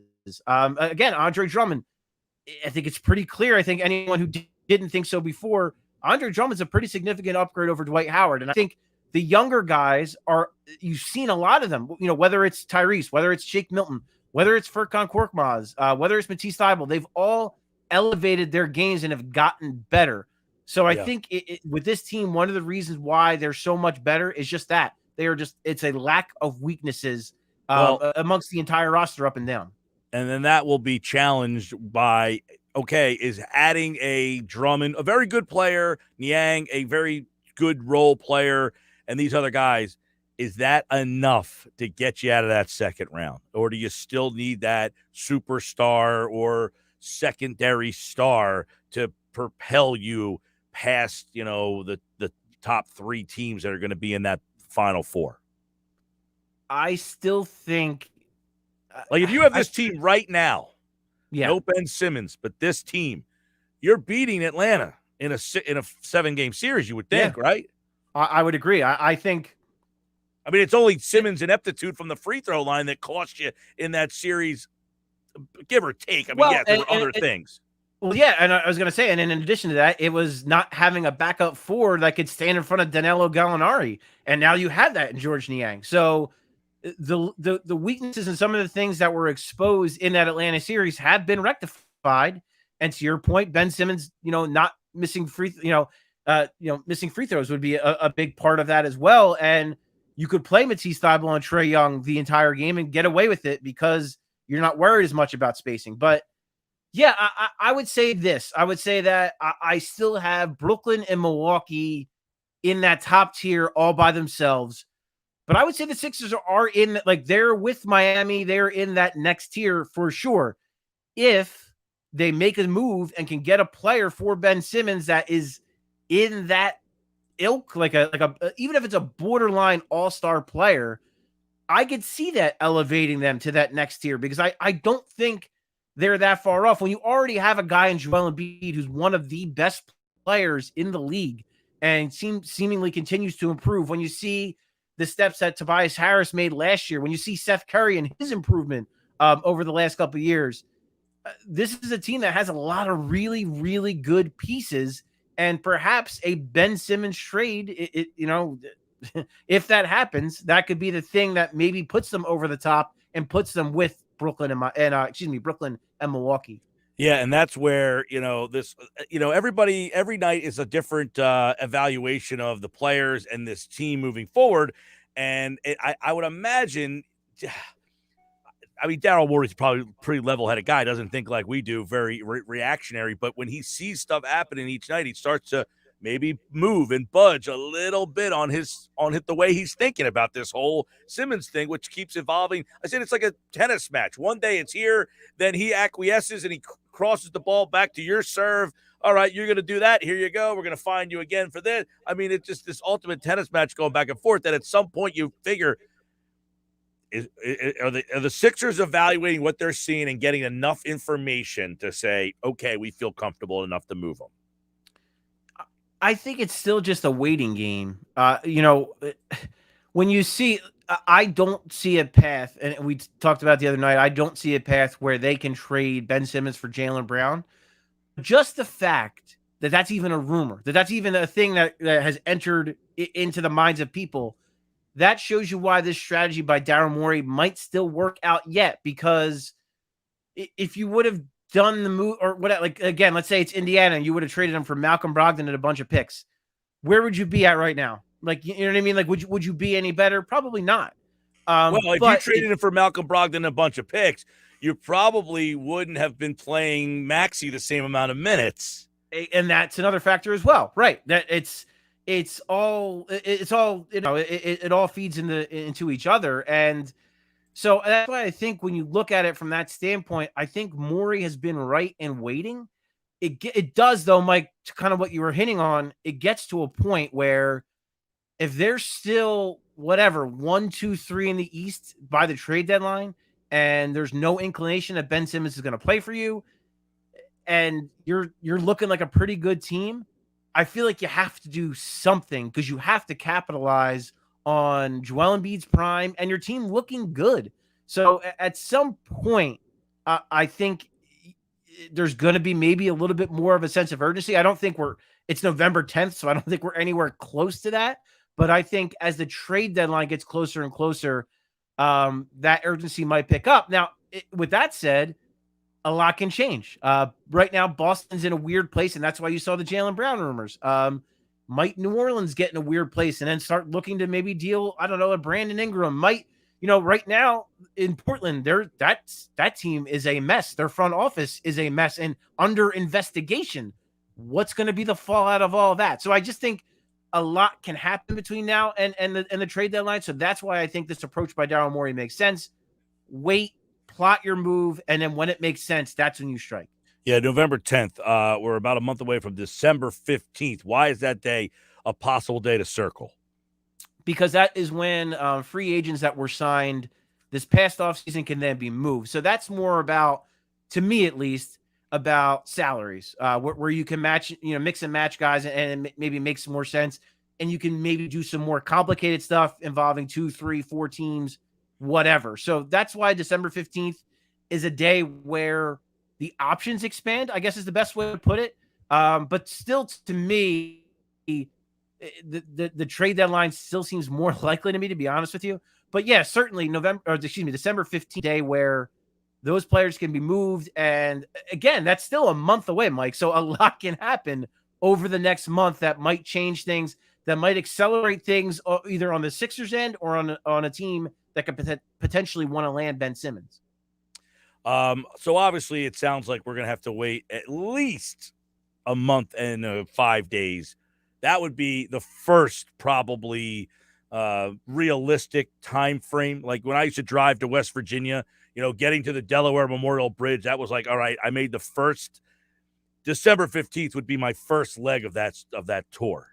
I think that's a fair way to put it because right now, I think unless an offer comes through that just completely blows them away, I don't think they move him, and I don't foresee where that offer's coming from. Again, like Boston, yeah, Jaylen Brown, that was thrown out there, but like I don't think Boston is necessarily desperate to move on from Jaylen Brown right now. But if they lose 10 in a row or something, like that could change things. So yeah, to me, it's like December 15th is the next realistic possibility of that happening between now and then. But I would say the reality, it gains more traction as you get closer to the trade deadline in February. I wonder how Simmons is kind of taking this all in. Like, the team's played well without me. They're shorthanded by, you think Doc Rivers would probably be like, hey, we only got 8 guys. It'd be nice to have you help us right now. But here they are playing, and it's almost like the team has become more likable as they've lost guys. It's the fight, you know what I mean? It's a fun team to watch. When you look at the whole season, Mike, they've only been out really of one. Like, there's only one game this season where you could say, like, all right, they deserve to lose that. The first game against the Knicks at Madison Square Garden, they deserved to lose that game. They were bad. They were bad from the opening tip. They just didn't have a sense of urgency. It just was not a good night. Every other game they've been in, and it's been fun. Like, even the last 2 nights, I go to the arena expecting, honestly, like, I can't lie, I expect them to get their butts kicked the last 2 nights. Instead, they fought really hard and played 2 really good basketball games. And to your point, Mike, like Tyrese Maxey, like, he's a super likable kid. He's humble. A lot of, like, Doc and George Niang talked about him last night and just how basically everyone is on him. He is getting so much thrown at him. Guys are yelling at him, and he just takes it all in stride and just knows everyone's trying to make me better. And he's soaking that in and becoming better. And then again, a guy like George, I mean, they're like, what a likable, self-aware player that guy is. He knows his role. He knows his limitations. As I mentioned before, he's got that competitiveness. I think probably from growing up in the Northeast, he kind of has that fiery mentality. He knows how Sixers fans are. And so I think that bond is already there. And it's just, I think, and then on top of that too, Mike, I think there's something to be said about guys who are homegrown, whether it's Korkmaz, whether it's Thibault, whether it's Milton, just something about the Sixers drafting those guys and developing them into players that help them. I think the fans tend to gravitate more towards guys who are homegrown. Well, obviously, this is not going to end anytime soon. The Sixers do have the night off. They're back in action tomorrow against a good Toronto team, then Saturday against the Pacers before they head out west. Jazz, Denver, Portland, Kings. So, Warriors, a long road stretch coming up, which I guess makes it even more difficult when you factor in, Paul, that a lot of these guys are out with COVID. Do they travel? Do they have to travel out there by themselves? Like, this is an inopportune time to be having a road trip out west with COVID situation going on. Absolutely. And Doc mentioned it last night, and I thought about this beforehand. Do you really like Tobias Harris? Doc told us he's pretty close, but do you want Tobias Harris playing in Utah and Denver with the elevation? Like, do you really want him playing coming off COVID? Like, that's the worst possible scenario for him to come back. So, like, to me, I would suspect that the earliest Tobias would be back would be after those games. I think maybe Portland might be on the slate after that. So, I mean, I would think that would be the more realistic scenario. I would have a hard time believing that Tobias will be back for either the Utah or the Denver game. He's Paul Hudrick. At Paul Hudrick, check out his work over at Liberty Ballers. And tomorrow night, Sixers and the Raptors right here on 97.3 ESPN. All right, Paul, we'll catch up with you Friday, man. Sounds good, Mike. That's Paul Hudrick from Liberty Ballers here on the Sports Bash Live on 97.3 ESPN. We got plenty more for you today, including football at 4. It's coming up in about 12 minutes from now. Jeff Mosher's here. I'm Mike Gill, taking you till 6 tonight. Josh has Dave Weinberg for a Weinberg Wednesday, and our Flyers insider Kevin Durso as the Fly Guys are back in action tonight against the Leafs right here on 97.3 ESPN.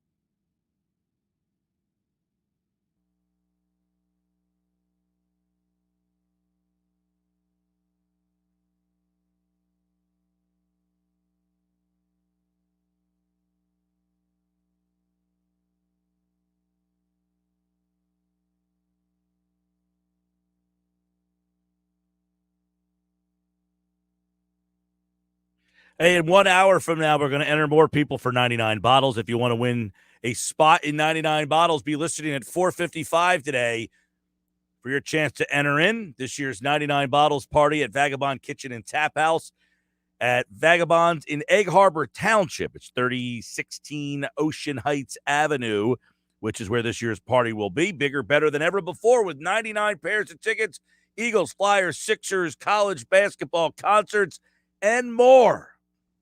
99 qualifiers, 99 winners. Everybody who shows up will walk away with something great, something that you could say, hey, it was worth my time to show up today, see the show live, have a couple of cocktails.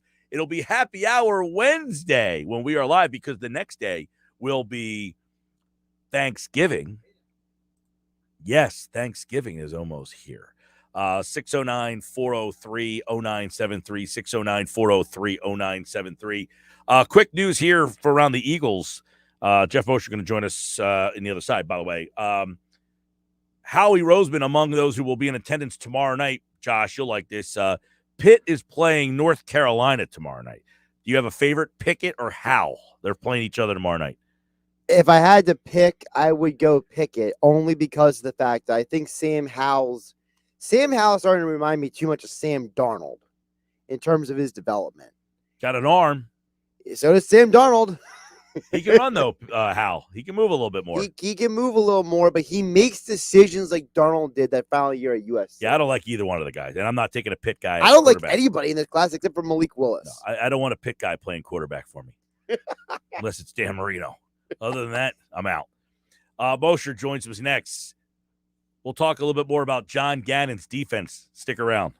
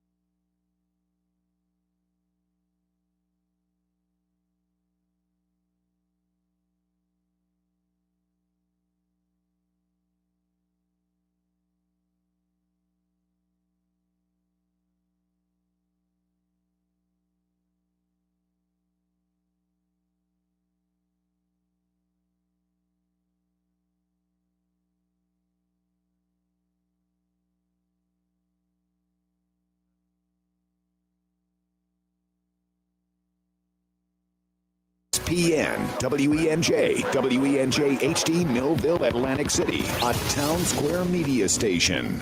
97.3 ESPN presents The Sports Bash with Mike Gill. It's time for Football at 4 with Jeff Mosier. My personality is I want to win badly. I want to win more Lombardis for Philadelphia and our fans. We got the greatest fans around, and I will do everything possible. Powered by the Inside the Birds podcast. Now, live from inside the Matt Black Kia Studios. This is Football at 4. It is time for Football at 4, powered by the Inside the Birds podcast, and it is brought to you locally by Caesars Entertainment Group of Atlantic City. Come experience the ultimate sports destinations all season long. Wild Wild West, Tropicana, and Harrah's Resort Atlantic City. Book your game day experience today at Caesars.com. He is one half of the hosts of the Inside the Birds podcast. Mr. Jeff Mosier is here as we take a look at the Eagles getting ready for the Denver Broncos this weekend. Moshe, what's going on, man? How you doing, Mike? What's going on? I'm all good, man. We've got Broncos this weekend, kind of that flux situation where you're, figuring out what happened the week before and then moving forward to your next opponent. Obviously, a lot of conversation. John Gannon, the defensive coordinator, spoke yesterday. We talked a little bit about it on Monday in how this is going. He had some curious answers to some questions yesterday. And obviously, when you're trying to move on, the way that Gannon, when he speaks on Tuesdays, we get a chance to kind of look back at things. Was there anything that stood out to you with the way he kind of answered some of the questions yesterday during his media availabiliability? Yeah, I appreciate both Nick Sirianni and Jonathan Gannon actually answering questions the most they can, and sometimes you're surprised by what they say. For example, I think just Nick Sirianni talking about how Jalen Hurts will go off script to a certain percentage that they don't want, and they try to bring it back to a certain percentage, is something that a lot of head coaches wouldn't admit to and talk about, because you're kind of saying you want to see somebody improve, and you're pointing out what, and you're using a name attached to it. And with Jonathan Gannon yesterday, he was talking about his defense and adding too much responsibility. In his mind, he feels like there are things that he can't do that maybe he's seen or done other places, because he's already just trying to get this new collection of talent that he's got to do some of the basic things correctly. And if you listen to what he said, he even went back and talked about in Minnesota, a player saying, hey, this deception and disguise stuff is great, but how am I supposed to make a play when I'm running from the line of scrimmage all the way back 20 yards to a deep post area, just trying to get to the spot in time? How am I supposed to make a play, and do things like that? And what he's trying to, in my opinion, what he's trying to say about this defense is that it's got a lot of guys who haven't played that style of defense before, and he is trying to make adjustments. I'm sure you've seen some clips out there. If you didn't see it during the game, he not only did do some blitzing, he did try to do some disguise and deception, and he has changed up his scheme. He's not solely cover 2 anymore, and what he's trying to do isn't working. So there's a difference between saying a guy is doing a terrible job because it doesn't make sense. And I was among those people saying that in week 3, week 4, week 5, when you're playing all this cover 2 defense and you can't stop the run because you got no safety in the box and you don't have a good linebacker. But at this point, he's trying so many different things and it's still not working, which means he's not doing a good job, but he's trying. He's trying to find the right blend, and that's the word he used, between putting these guys in a position to succeed and also trying to make his defense better. And it's obviously been very difficult for him to do that. Yeah, I know a lot of, we talked a little bit on Monday, is it the scheme or is it the personnel that he has? And, it's easy to kind of say, hey, obviously they don't have a great personnel in this defense. I think we can all kind of agree with that. Like they really don't have an all-pro level player anywhere close to one. They don't really maybe even have a bona fide Pro Bowl player. But where would the strength of his defense kind of lie, I guess, would be one question that, I would say, look, I think his corners are probably his best, most capable players, no? Obviously the strength of the team is the defensive line. But if we're talking about like the back 7 and the past defensive issues and coverage, right? Yes, the corners are the strength. Now, when we say that, he don't have Steph Gilmore. I mean, Darius Slay's a nice player. Okay, he's a good player. He's done well this year.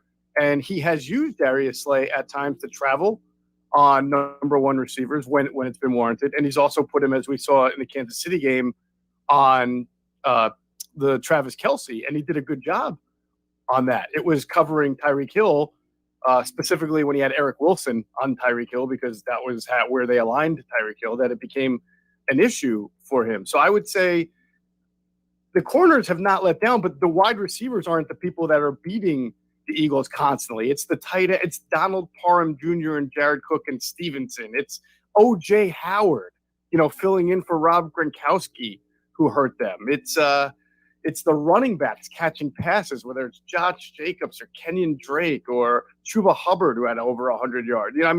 They're getting beat by the interior of their defense mostly, and that's the linebacker and safety level. And that's, to me, the biggest part of that being a personnel issue. Teams that do what Jonathan Gannon, I think, really wants to do, you pick a team like the Vikings or the Patriots, they're so well known for their disguise, their coverage, and their adaptability, their multiple fronts, right? Well, those guys have Anthony Barr, and they've got Eric Kendricks, and they've got Harrison Smith, they've got Dante Hightower, Steph Gilmore was a Patriot, the McCourty brothers are really smart. Guys who have come to that team, have that skill set, came into a culture that does it. This is a 4-3 team that didn't really play well last year as a 4-3 team, and he's trying to do different things. And you can't expect TJ Edwards to line up at the line of scrimmage, kind of go back and forth, rock like he's going to blitz, and then run 20 yards back and go cover the tight end in a zone. The TJ Edwards shouldn't even be playing as much as he's playing. He is, just because he's the best that they've got. And the same thing with Harris and McLeod. I mean, these are nobody on this defense is individually terrible, but for what he wants to do, they're not the right fit. No, I agree. But I guess the one question is you had tweeted at me earlier about, they give up the fourth least amount of yards in coverage. And one of those things is, because they're playing their wide receivers, right? They're playing their corners. So, off the ball, they're letting you catch the ball in front. And then, so you're getting nickel and dime down the field. The one thing that they wanted to kind of eliminate is he doesn't want to get beat on the big play. And that's where I say, well, then, hey, this isn't working. I get it. Your personnel's not great, but it's also not working. So at what point do you say to your corners, all right, I'm going to see if these teams are going to try to beat me, so I'm going to ask you guys to do more. You are more talented. I feel like he's putting too much on the plate of his less talented players, is my point, is, hey, Slay and Nelson, you're not great, but you're better than Edwards and Taylor, so I want more onus on you, less on them. There might be an argument to be made for that. That's what I'm trying to get. I think Domowitch and Bowen got it, and I said, look, he said they're declining. I can't complain with that. I think the defensive line is lesser than it's been. You got a lot of the same players, just older. I think the linebackers are comparable. They haven't had good linebackers in 5 years. I mean, so the linebackers are comparable. Right. Their safeties are really blah. I mean, since Jenkins has left, they've been blah. So Schwartz had blah safeties. These guys are blah too. I don't think they kill you. I don't think they help you. They're not playmaking safeties. Let's say that. But his corners are better than anything Schwartz had. Right, but again, and they're not getting hurt by wide receivers. They're not getting beaten. Right, but I'm saying they're not getting hurt by wide receivers, but they're also not playing them to get hurt by wide receivers. In other words, hey, I know I would have agreed with you on that 4 weeks ago, but he's playing a lot more cover one now, which is bringing a safety into the box, which means those two corners, one of them is going to be on an island, right? Because you only got one safety deep to help out in one area, and they're fine. That play that Mike Williams made was the only big play in the game. True. And he was actually interfered with, I thought, by Slay, and he still made the catch. Look, Mike, you're watching the football, right? And we talk about this in other teams, like how whether it's Brett Brown or maybe Joe Girardi, they get all, or even Gabe Kapler, they get all of the blame when it's clearly not all of their fault, right? Yes. And that's all I'm saying with John Gannon is that he's trying. I credit him for at least doing different things. Now he's not playing. He's not protecting the corners. He's playing more cover one. He blitzed more. When you blitz, you don't protect your corners, right? He blitzed 30% last game, was the highest amount of blitzing. He's not doing a good job because the results aren't there. But if you judge everything on results, and not the talent and not the context, I think that's where we get into the issue. Of course, I'm sure he's going to try to do something different continuously. We're also only halfway through the season. Maybe, and he's not facing Tom Brady anymore. He's not facing Patrick Mahomes anymore. Justin Herbert's looking pretty good. Unfortunately, he's facing the most accurate quarterback in league history over the last 4 or 5 years in Teddy Bridgewater. Oh, yeah. And amazingly enough, the fourth most accurate quarterback in the sports history. Yeah, and full dynamic. I said, look, the dynamic of how poorly they have done against the upper tier quarterbacks. The games they've won, they've only given up 10 points a game. So there's this yin and the yang of like how his defenses have kind of performed against the quality of quarterback. That being said, they give up 80% of completions 5 different times and 75% overall. I mean, this is historically bad. Yeah, it's embarrassing. And so that goes to the fact that whatever he's trying to do, when he is trying to do something different, that's not working either. And so he has to continue.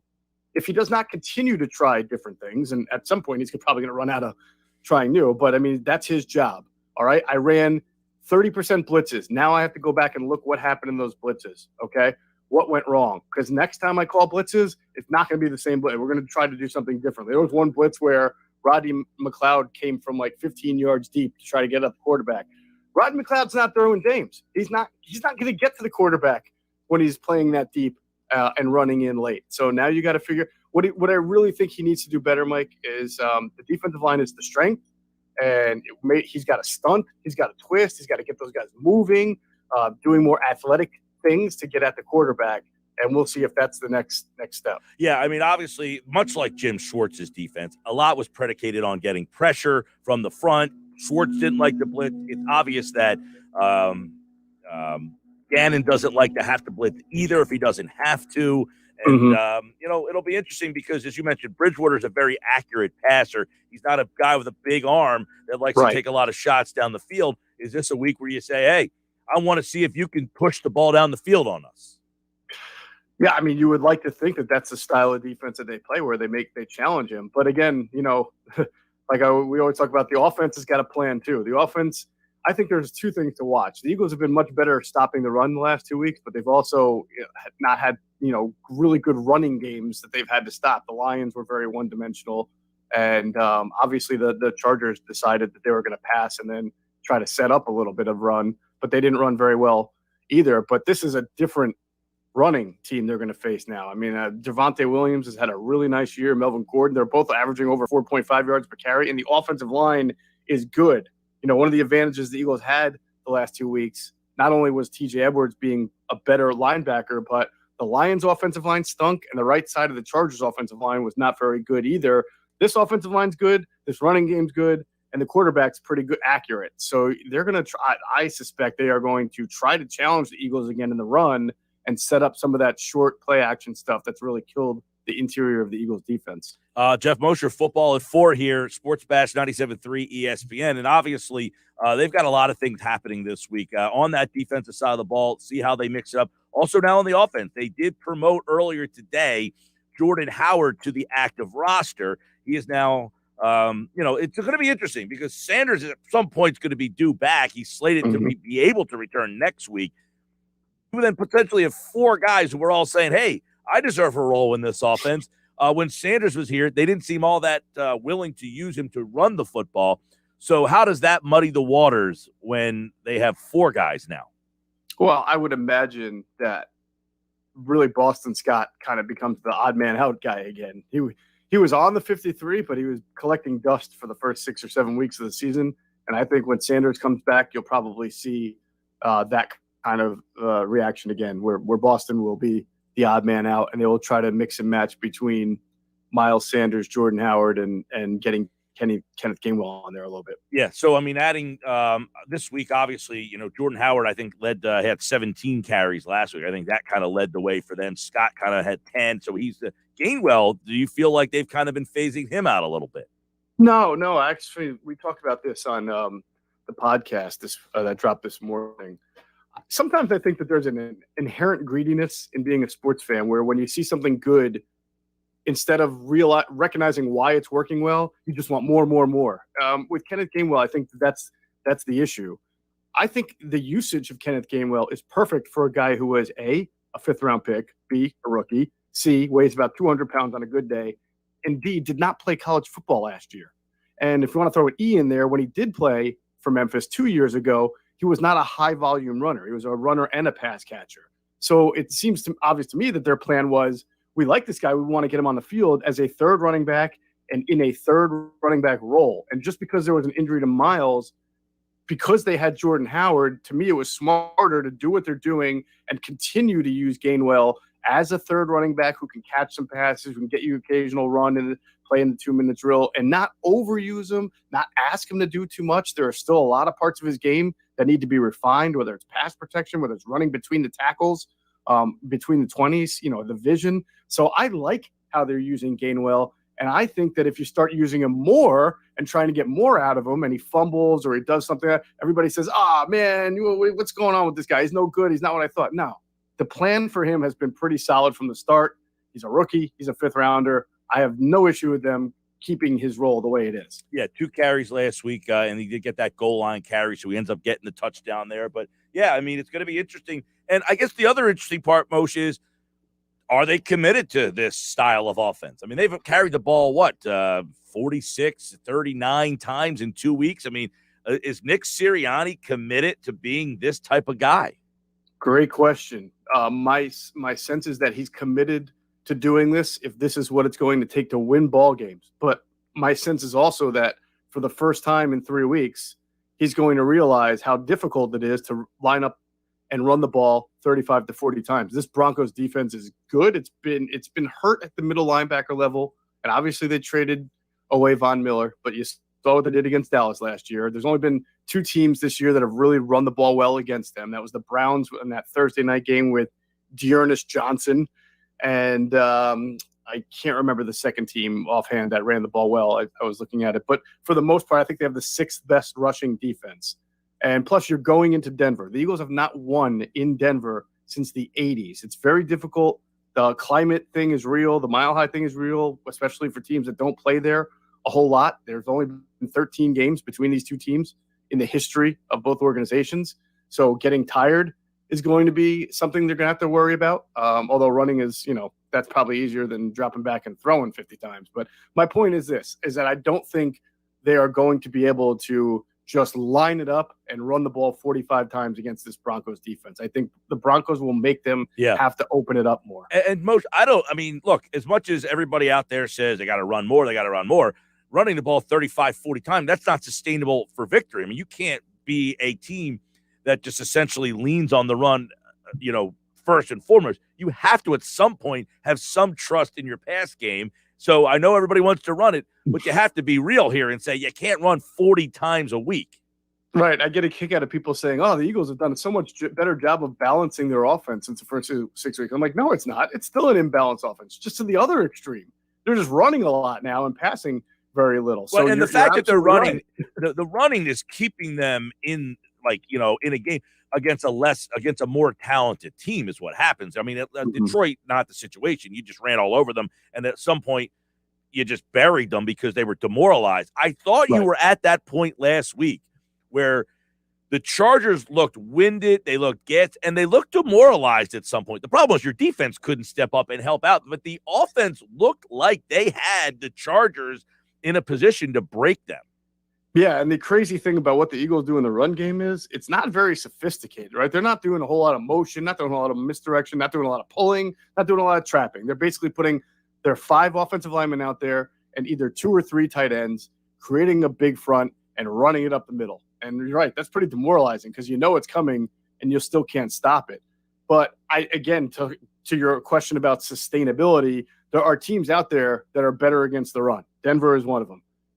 If you're just going to line it up and try to run the ball down their throats the same way, I have a feeling you're not going to be as successful as you've been the last 2 weeks. Jeff Mosher from the Inside the Birds podcast says, obviously, the Eagles getting ready for Denver. There's a lot happening here. And then, I think one thing that ties to this run game is this offensive line is starting to gel and blend a lot better. I mean, you're finally getting a group of guys that have got a chance to play next to each other, which is almost something that hasn't happened in a year and a half. Yeah, I know. It almost makes you wonder what's coming around the corner, right? It's pretty scary, but no, it is a good thing. And at some point, perhaps Brandon Brooks will rejoin the roster here. Although it's kind of strange. Landon Dickerson's playing well at left guard with Sam Allo out, and Jack Driscoll's playing fine at right guard. But I mean, Brandon Brooks is who he is. So I guess when he comes back in, you put him in, and you keep the ball rolling there. A couple, I know overall at the Inside the Birds podcast, you guys do the tape review and you get some insight. And one of the guys, obviously, is Jalen Hurts. So let's take a look at what you guys are seeing and hearing about Hurts and where he kind of is. Because, I asked a question yesterday. You have these 3 draft picks. Are you better off using the 3 picks to beef up that defense that we discussed that just is devoid of talent? Or are you involved in using those picks to add a veteran, proven quarterback? Your Russell Wilson's whose name you're hearing, get back into the Deshaun Watson conversation. Who knows? Maybe Aaron Rodgers says, hey, I want out too. A quarterback of that magnitude. Are you so sold on this quarterback? Are you still kind of evaluating? You got these 3 picks. It's going to be a huge storyline. It's going to be a huge storyline. And one of my favorite, I'm already looking forward because I've already started doing some research to our conversations toward the end of the year and the offseason about those 3 picks because we wait so long for football season to get here, and then we want to advance the conversation to the offseason. I know. We just look forward to the great storylines. I've started to do some research on teams that have had 2 or more first-round picks in a given draft and how those teams have fared with those picks. And it's interesting to say the least. So we'll get to that when we do.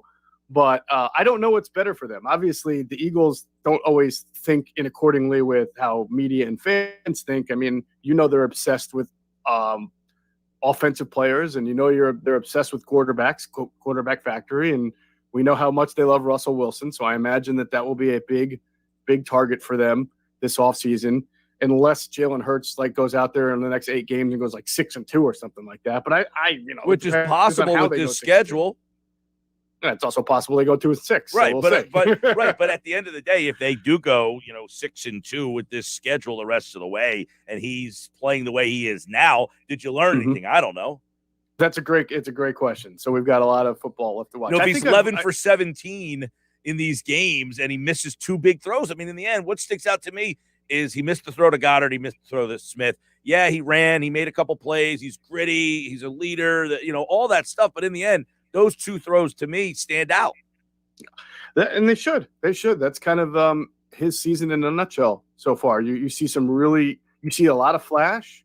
And you see a lot of things that you'd like to see better. And I've talked about this since the beginning of the year, how 1 year doesn't even seem fair for most people to be able to judge them, because you just don't know what kind of improvements you're going to be able to make over time. Nobody ever could probably see Ryan Tannehill being as good as he's become. And not that Ryan Tannehill is great, but he's on a good enough team that has a good enough running game and defense that he can win playoff games and he can win you a division. Can that be Jalen Hurts?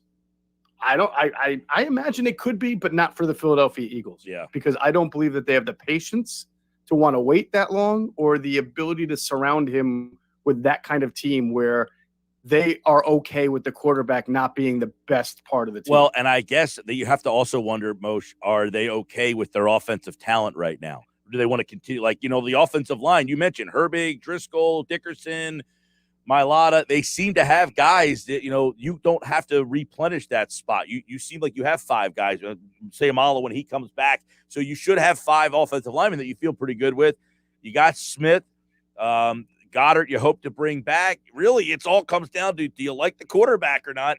And then you got to fix that defense. But you can't get into this thing where we still want to keep adding more toys on the offensive side of the ball. At some point, you have to start to address these other areas.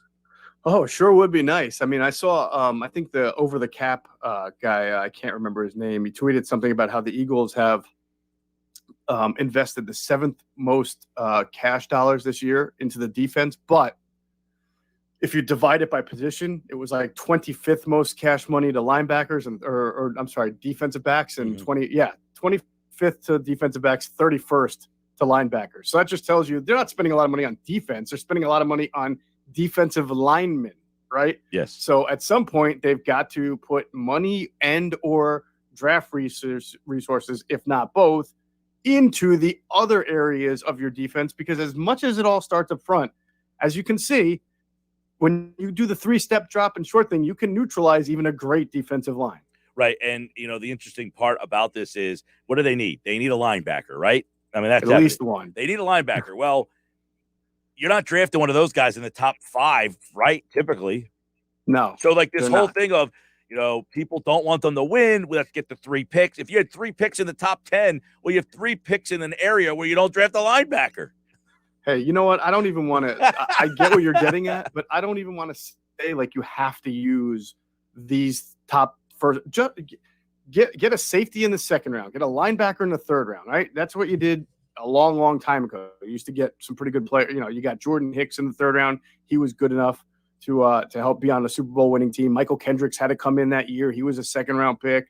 They signed Malcolm Jenkins. I don't care whether it's a draft pick or a free agent signing. Just give this team some linebackers and safeties that can play. Yeah. Well, that'll be interesting. By the way, they did take Davion Taylor in the 3rd round. Where are we on him? I mean, is he a guy that just is uberly athletic, running around and making plays by accident? Is he a guy that, hey, giving some playing time, chip off the greenness that they may have got something here? To me, he's a guy with great athleticism, and it's great that he's got great athleticism, but they're not able to harness it yet. He doesn't blitz. He's not out there covering in man, because they play mostly zone. And when they do play man, it's kind of man on the outside, zone on the inside. So, if they're facing a running quarterback who breaks the pocket, you might be able to chase him down and make a play. But I don't see him making impact plays. I see him being a replacement level player who has great athletic upside and great athletic tools, but they're not translating into playmaking type plays. Well, there you go. 3rd round linebacker kind of, we'll see. I mean, I do feel like at least he's on the field getting some time and they're getting a chance to evaluate him, which has not happened in the past. You have a linebacker in the 3rd round actually playing, as opposed to getting drafted and just standing there with his helmet under his arm. Yeah, no, watching a street free agent playing ahead of him, right? Yeah, I mean, it's part of the reason they're getting picked apart, and that's what everybody's complaining about. But yes, he is getting experience, and you hope that next year he can take a bigger leap. By the way, he did not have. Remember, he was hurt all of training camp. Yes, right, and the first 3 weeks, much like Rodney McLeod. So, and Eric Wilson is not here. So, a lot of people are asking why Jonathan Gannon didn't do a better job of training these guys during camp. Well, 3 of the 4 guys who you would use as movable pieces were either hurt or not, or they're not in the plans anymore because they're not on the team. Yeah. So that's a big part of it too. All right. Check out the Inside the Birds podcast where they go a little deeper on a lot of these things. As Moshe mentioned, a lot different tasks this week against Denver. Good defense team. By the way, who's in, who's out yesterday? I have Denver in a playoff team. All right. Yeah. So you would favor the Denver Broncos this weekend? You got to. I mean, look, I'll tell you what. These playoffs are a mess. I mean, the AFC side has like 6 teams with 5 wins, all battling for 2 playoff spots. And the NFC side of things, who's going to be the 6 and 7 is going to be I feel like 8 wins is getting you a 7 seed. I feel like the Giants series, because they have both games left to play, it's going to be fascinating because I feel Agreed. like most Eagles fans think the Giants stink. And I think the Giants and Eagles are the Spider-Man meme, just like pointing at each other. The Giants are having the same conversation. Hey, you're 3 and 6, but you got a shot at the playoffs because you play the Eagles twice. Right, exactly. You know what I mean? All right, Moshe, good to see you, man. Check out the Inside the Birds podcast, everybody. DeCecco's here tomorrow. Adam Kaplan on Friday. He's Jeff Mosher. Moshe, thanks, man. You got it, Mike. Take care. And Football at 4 is brought to you by Caesars Entertainment Group of Atlantic City. Come experience the ultimate sports destinations all season long. Wild Wild West, Tropicana, and Harrah's Resort Atlantic City. Book your game day experience today at Caesars.com. I'm Mike Gill. Good conversation with Moshe there on the Birds. When we come back, speaking of, it is my NFL Fine 5, Ugly 5. Who are the 5 best and 5 worst teams in the league after 10 weeks of NFL football? Find out next here on the Sports Bash, live on 97.3 ESPN and the free mobile app. This is the radio home for Philadelphia Eagles football. It's week 10 of the 2021 season with the Eagles headed to Denver to face the Broncos. It is Josh Sweat, and he's wiping the sweat from his brow. Pre-game coverage begins this Sunday at 3 p.m. Maryland Mike call all the action at 4:05. This is where the Eagles play. 97.3 ESPN, South Jersey's Eagles station.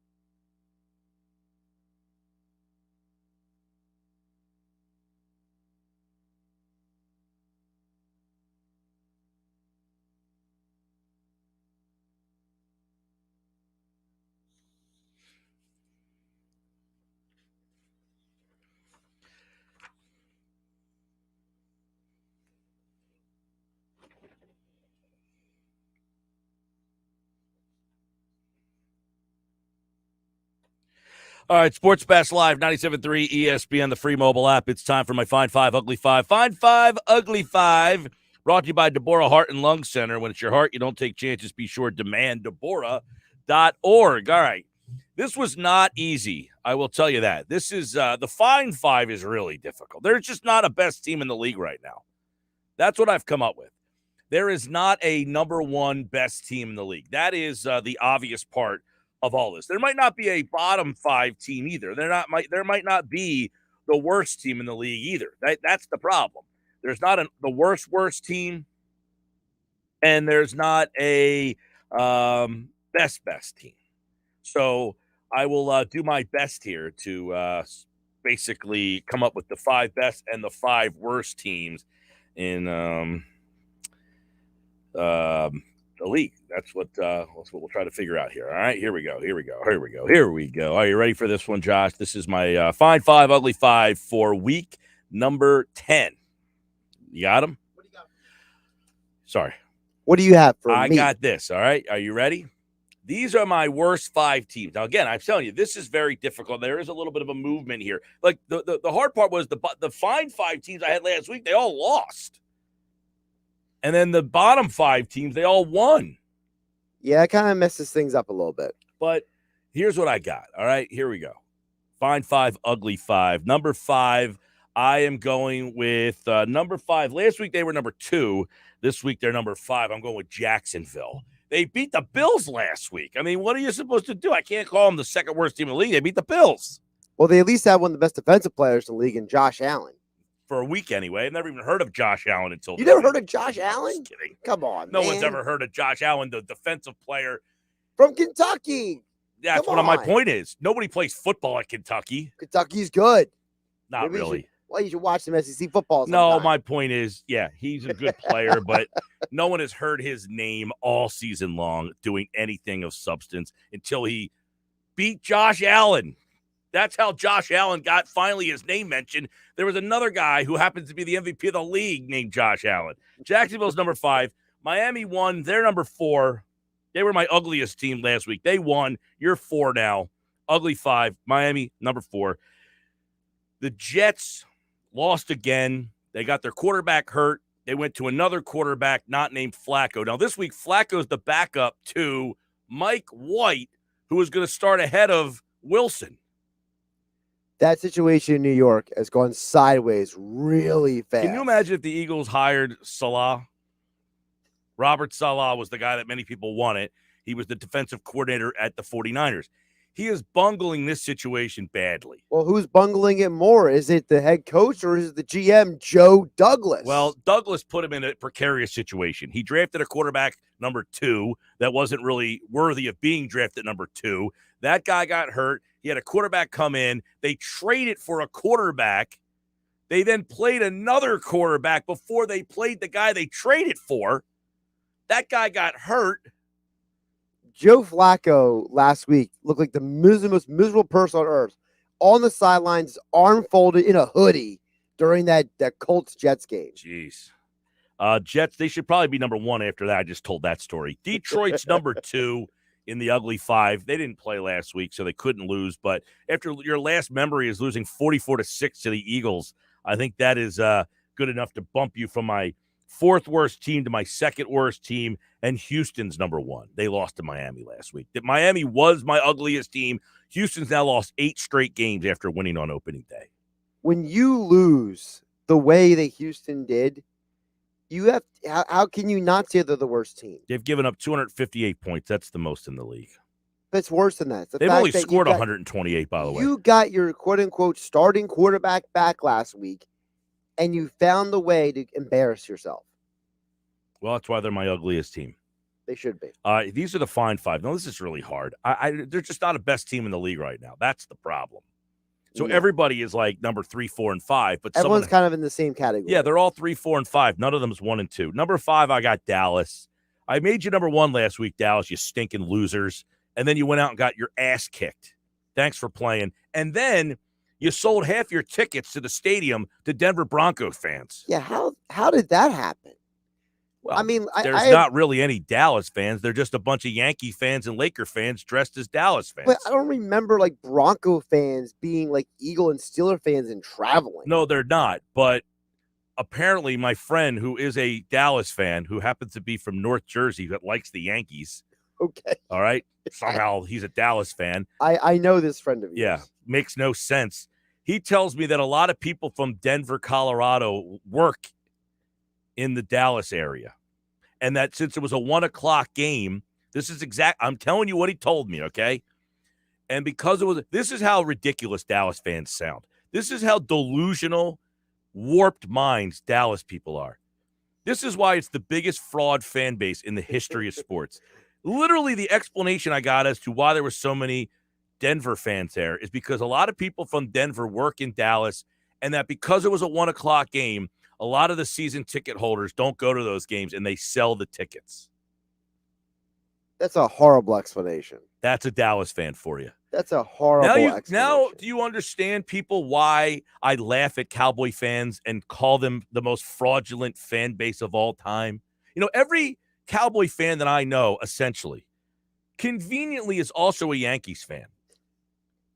And it's not a joke. Like, there's a meme out there for a reason. But some of these memes you just laugh at, that's a real one. They go hand in hand by the line of the sand. I don't get it. But Dallas, I made you my number one team, you stinking losers, and you got your ass kicked, and you deserved it. You're number 5 this week. All right, let's go to number 4. Who you got? Baltimore. Why Baltimore? Well, I think they have the MVP of the league. And quite frankly, the rest of the league is all just jumbled up in the middle. They keep winning. Are they great? No. They have flaws? Yes. This is the same situation with just better teams. Somebody has to be the best team, right? You get mad at me if I say the Eagles have a shot for the playoffs because everybody else stinks. Somebody has to be number 1. Baltimore's number 4. They're 6-2. They won again last week, by the way. Lamar Jackson's having another MVP type of season. That's very true. And don't forget the fact that give Harbaugh some credit, too. I mean, that team has had so many injuries. He's kept that team headed in the right direction. Number 3, Arizona. Is that the most impressive win of the NFL season? I mean, they won with Colt McCoy on the road. And remember, Chase Edmonds got injured early in the game, so they were down a running back. They were down their starting quarterback, and they looked at San Francisco and said, go home. Just go home. But we're going to beat you in the ground. It literally deflates me to say that they're the 3rd best team in the league right now. This is the state of the league. The Arizona Cardinals are the 3rd best team. A banged up Baltimore team's number 4. The stinking Cowboys are number 5. This is a fraud year. Whoever wins the Super Bowl this year, it's a fraudulent year. Is this the opposite of the pandemic year where it's like, remember during the pandemic bubble, it was if you win the championship during the bubble, you get extra credit? Right. Is this the complete opposite direction? Well, all these teams aren't very good. Number 2, Green Bay is number 2. They lost last week. I made them number 2. I mean, if they had Rodgers in that game, they probably would have won 40-13. Probably, but they didn't have Rodgers. Yeah, well, I got to factor in not what you were in 1 week, what I think you are over 10 weeks. And over 10 weeks right now, it's evident to me that with Rodgers and Green Bay, that they're one of the best 5 teams. I have them at number 2 right now. I mean, they only lost that game last week because Love was the quarterback. Part of it, yes. Not the only reason. Well, they gave up 13 points. Their defense played well, and their quarterback played awful. He did play horrible. What else was the reason? Well, it's also because they're in Kansas City. What does that have to do with anything? Their defense gave up 13 points. I mean, if you had Mike White would have won that game. You sure about that? Yeah. You're playing the worst defense in the league, and Jordan Love gets 7 points? Kansas City made some big plays in that game, though. Because Love was terrible. That's why. Number 1. I mean, you can make a guess for a team here, and there might be teams I didn't even put on my list that you would put number 1. Do you have a guess who my number 1 is? I'm going to go Tampa. No, Tampa didn't make my 5. They should have. I mean, they lost the last time they played, and then they had a bye. So it was kind of like out of sight, out of mind for me. They lost a bad game, though. Losing to New Orleans with Trevor Siemian, that's still a scar. It still is like a blight. Yep. I had the Rams in there last week at number 3. They lost at home to this team, my number 1 team. You went Tennessee. Tennessee Titans. They're number 1. I picked up Adrian Peterson in my fantasy football league. Adrian Peterson Got me 10 stepped in, points. but here's the thing. They went on the road. They were 7.5-point underdogs, and they went in there and kicked the crap out of a Rams team that everybody is, maybe even myself included, overhyping. So that is the most impressive win maybe of the year so far. So you're On taking the that road, over the shorthanded. Cardinals. Yes, I am, because Okay. they were 7.5-point underdog. They lose their running back, who everybody says is the most important player almost to any team. For any team to lose, they're like, that's the one player on a team that someone can't lose. They can't lose that player. Well, they lost that player, and they went in and kicked the crap. Now, I just saw a tweet that went out here recently. Have you seen this tweet? Probably not. Let me read it real fast, if I can bring it up on my Twitter feed, at Mike Gill Show. Ready? Sure. I don't want to take anything away from Shane Bowen. He's the new defensive coordinator in Tennessee. But Okay. bringing in Jim Schwartz was the move of the offseason for the Titans. They attacked the quarterback in a way this year they wouldn't even know of if not for Jim Schwartz. Jeffrey Simmons will be an all-pro for as long as they stay with this defense. And Eagle fans cringe. Right. Jim Schwartz stinks. Get rid of Jim Schwartz. He's the worst. They don't know what they're doing. Again, this goes back to what I say very often in the NBA. Coaching in football is very, very, very important. But sometimes you just don't have the players. The Eagles' defense wasn't a Jim Schwartz problem. It was a player deficiency problem. They didn't have the talent. Jim Schwartz got more out of less. And now you're seeing a guy who can't get less out of less. Not Les Bowen, Harry. No, not Les Bowen. The Eagles defense averaged 41.4 sacks a season under Jim Schwartz. They have 17 this year. Tennessee's my number 1 team. They play offense, they play defense, they run the ball, they play action, they play old school football. I like the coach. Tennessee, number 1 in my Fine 5 this week. Last week, my number 1 was Dallas. They fell to 5. Buffalo was my 5th team. They're out. Rams were 3. They lost. They're out. I mean, I could conceivably have put Tampa in. They didn't play. I mean, the Rams 7-2. They didn't make it. Everybody's average. Everybody's got 5 wins. Pittsburgh is 5-3. How'd that happen? I don't know. Back with more Sports Bash on the way.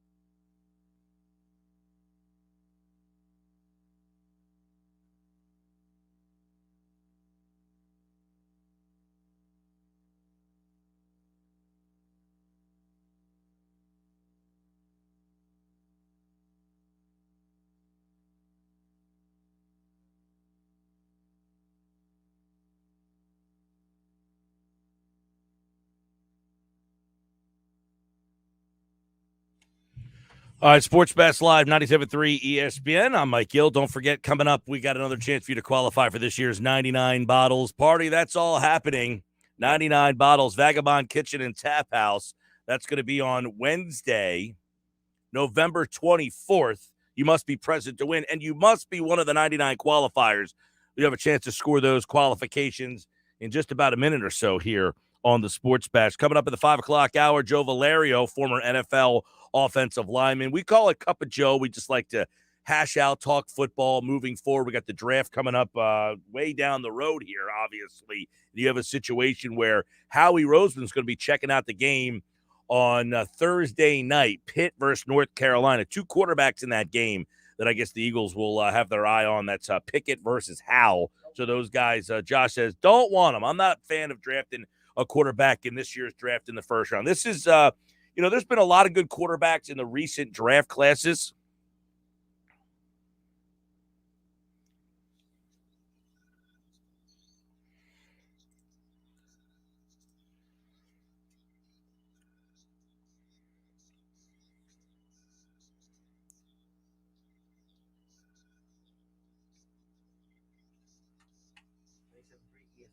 Well, there we go. Vagabond Kitchen Tap House.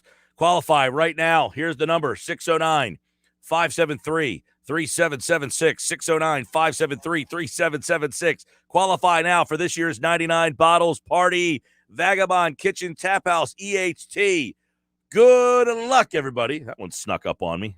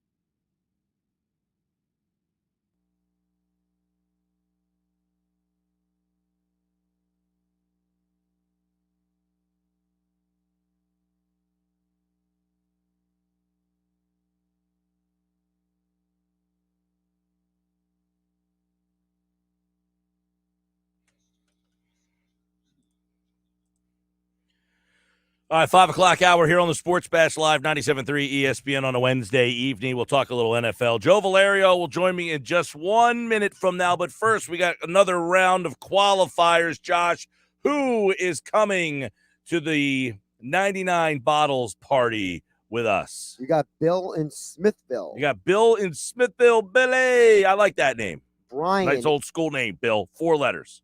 Brian in Summers Point. Brian in Summers Point. Welcome.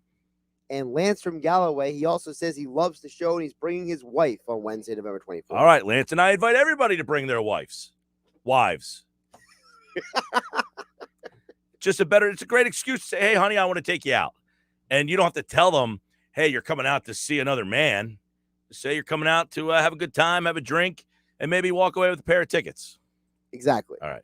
Good stuff. All right, Joe Valerio is back, and we're going to talk a little NFL with him as we do every Wednesday at this time. I got a phone number coming in right now. This is kind of crazy. I don't know if you are a James Bond fan there, Joe, but the phone number coming in on my call right now is 609 area code 007 is the first is the exchange. 007. I'm getting a call from James Bond over here. Shaken, not stirred. I'm in. It's 5 o'clock somewhere. Oh, wait, it's 5 o'clock here. Woo, here we go. So obviously, Joe, we got a lot to discuss this week, and it stems from, what happened in the NFL. The Eagles committed to running the football last week, right? Loving it. And it gave them a chance to win the game. So have they found their identity? Can they win? Can they continue to play that way? Or are they going to have to evolve from that? Well, there's 3 phases of the game. I thought let's start with probably the most overlooked always. I thought the special teams looked good. So, I think check box there for the Birds. Offensively, yes, they did everything they needed to do to win that football game against a pretty good Chargers team, right? They're not world shakers, but who is right now, right? Nobody. I mean, you look at the parity in this league. So, establishing that run game, I'm all in. I loved what the offensive line did. I thought they protected Jalen for the most part. That 1 sack, he scrambled a little bit. That when they were down in the end zone, that was a bizarre thing when Jalen almost got that safety because they chipped Joey Bosa right into him. Like that's not a protection thing. That was a luck thing. And I'm telling you, I really, really liked what they were doing offensively. Yes, Mike, and long answer to a short question. I think they found their identity, and they better keep running the ball. And here's my take on it. The Eagles need to do against every other team what every other team should do to them, and that is short to mid-range pass game and extend the run game with short passes. Well, because that's what killed the Birds. Here's the question. If you run 46 times and then ran 39 times, at what point are you now running too much? At what point are you saying, okay, you now have to show that you can move the ball, through the air? This game today, in the world we live in now, the NFL world we live in, you got to be able to throw the ball down the field a little bit. Oh, yeah, it's a balance. Don't get me wrong. I mean, there's a, you've got to have a balance to what you're doing. You can't just be a one-dimensional team.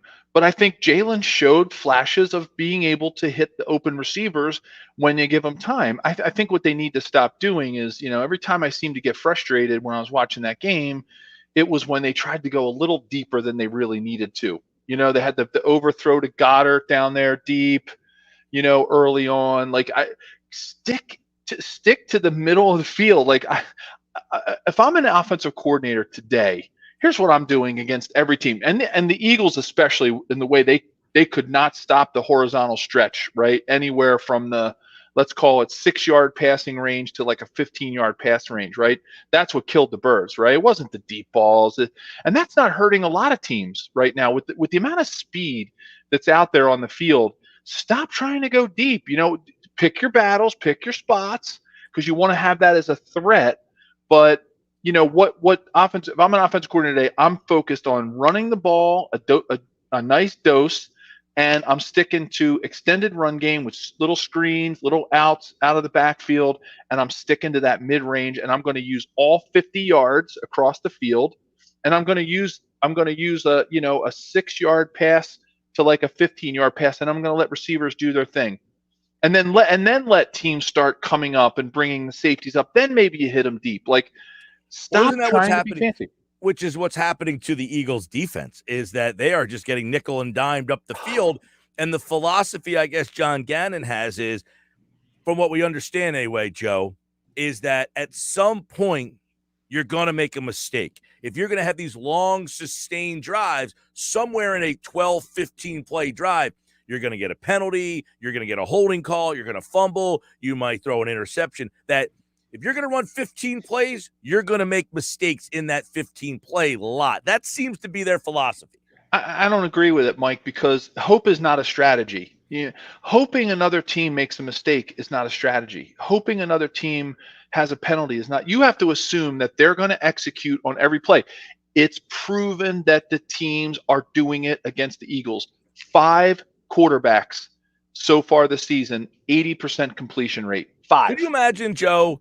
You played offense, you were an offensive lineman, standing on the sideline and watching the dissection of your defense 5 different times where they just have no answer. Well, that's like a helpless feeling. It's called death by 1,000 paper cuts, is what it is. I'd rather take a sword to the gut, right, than 1,000 bleed out by 1,000 paper cuts. That's what wins ball games, right? The Eagles were down. I can't remember off the top of my head. I want to say they got beat about 7-8 minutes in time of possession in this last game. I had that stat at the top of my mind. I can't remember, but it was somewhere in that range.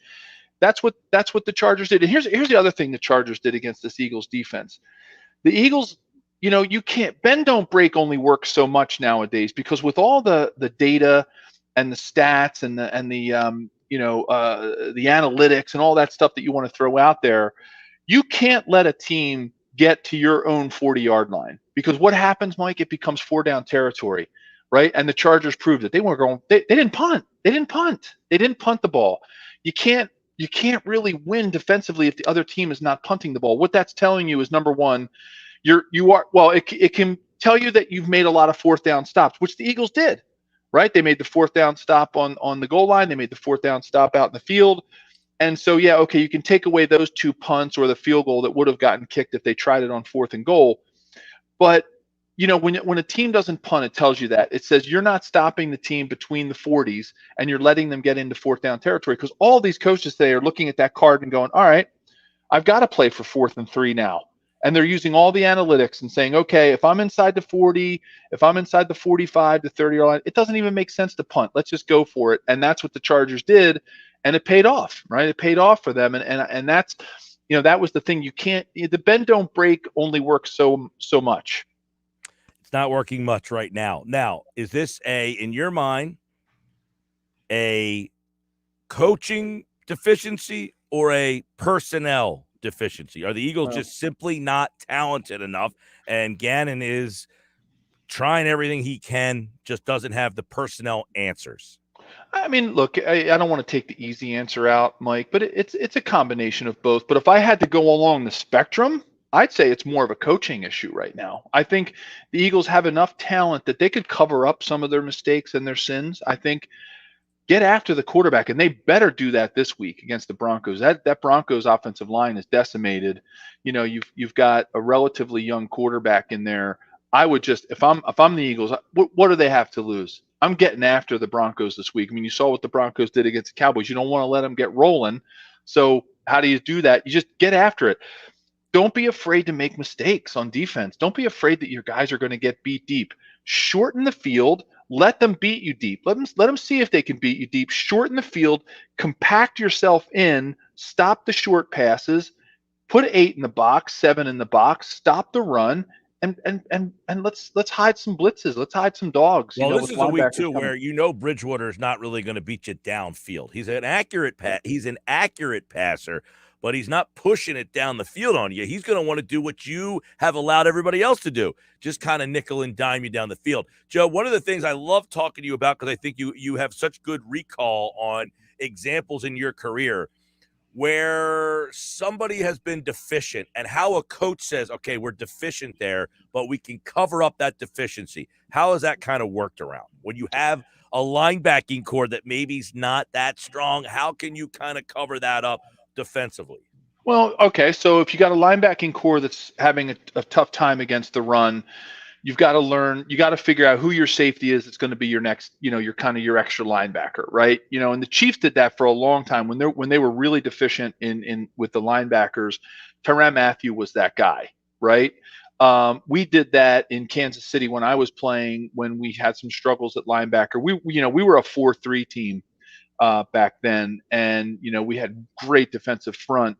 Neil Smith, Dan Salamua, Joe Phillips, Derek Thomas. I mean, we had some all-pro type, defensive lines. We struggled at linebacker. So, Philly favorite, guy from Jersey, Kevin Ross, the Rock. I mean, they called him a Rock for a reason, and he was like an Andre Waters type. He was like having another linebacker out there. Lloyd Barris was the same thing as a free safety.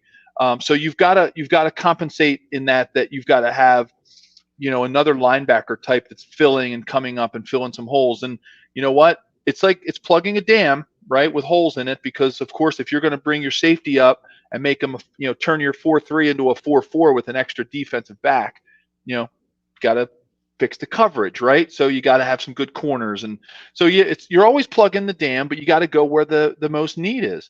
If you've got a linebacking core that's struggling in the pass game, you got to pressure the quarterback, and you got to keep them from making those short passes, run some stunts, bring some pressure off the corner, make the quarterback think that a safety's coming or a corner is coming, make them think that there's going to be some twists in the middle and the ends are going to be twisting with the tackles, and you're going to create some chaos. So you got to create some chaos up front if you don't have a linebacking core that can cover. So there's always a way to do it. There's always a way to do it, and you just got to take your strength, put it towards your weakness, and then make sure that you're covering up the other hole that you're plugging. Yeah, because in this situation, I would imagine you got Darius Slay and Steve Nelson. Both guys are pretty good. I mean, Slay's really good. Nelson's solid. I mean, he's nothing special, but he's a professional. I would think that as a coordinator, you would say, okay, those are the two guys I trust the most. So how can you utilize those guys to cover up your deficiencies at linebacker? Can I ask them? Because it seems that they are so willing to let people catch the ball in front of them and just try to make the tackle. Obviously it's not working, and 75%. So Joe, they've given up completion percentage of over 85 times. But as a team on the year, they give up 75.5. It's the worst in NFL history. Yeah, and they've only played it. They've only had a couple of Hall of Famers in there, right? It's not like they're, every quarterback is the be all and end all that they're going against. They're letting it happen. They're letting it happen to themselves. They're not taking that. Gannon's not taking that proactive stand and say, all right, I'm going to get after this. I'm going to take a shot, right? You got to take a shot. You got to, if something's not working, you got to change it up. You got to make that switch, find out where the weakness is, cover it up with the strength, and then figure out, if that's the hole that I'm going to have to fill, when they expose that, right? So you start bringing pressure. Maybe they got to let, Slay and Nelson play a little bit of man free or something, have a free safety in there, bring a strong safety on a blitz and run a little more man to man, and see if that beats them. I mean, you gotta figure something out. What's that definition of insanity? If you keep doing the same thing over and over, thinking you're going to get the same result or a different result. Right. And teams are going to keep taking advantage of it until the Eagles stop it. That's right. And then, last week, as we mentioned at the top there, Joe, Nick Sirianni, his game plan said we have a shot. He called a game that gave his team a chance to win. And that's a frustrating part, is that your defense with 6.5 minutes just could not get off the field. And I don't imagine that's a frustrating thing as an offense to say, hey, we had a good game plan and we just couldn't get back on the field to really give ourselves a chance to try to win this game. When you let the team run the clock all the way down, that's a very frustrating way to lose. And you wonder how that carries over. Oh yeah, it goes back and forth, and I know sometimes because I cover them so closely, I throw the Chiefs in there, and that's the problem that they're having right now. Their offense is struggling because their defense is so bad. Nothing's changed for the Chiefs' offense, but they're struggling right now because their defense is so bad, and that happens. Look, everybody, it's a team. Don't get me wrong. I don't see the finger pointing yet, but in a locker room, from experience, I know that there is that underlying feeling of us versus them when one of your units just doesn't feel like they're pulling their weight. And it's not a person thing. It's not because they don't love their guys on the defense, right? They're all brothers. It's a brotherhood in that locker room, and I get that. But at the same time, there's going to be that underpinning of like, come on, guys, like, what are you doing? Like, and that's when the chemistry starts to break down, and that's where it starts to get a little hairy in the locker room for players, and then the finger pointing can start, especially when the losses start piling up, and because these are competitive guys, man. Trust me, these guys don't want to lose. I know sometimes the money's big for the players these days.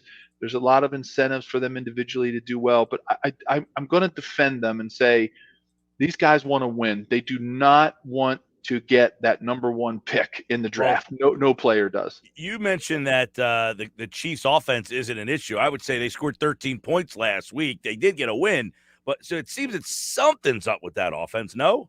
Yeah, well, I think it's Patrick just pressing, right? And that's what Jalen didn't do in this game, and thank goodness, because I don't think he was playing loose. He was loose. That beautiful run where he flipped over that guy, got the first down. I think Jalen Hurts outplayed Patrick Mahomes.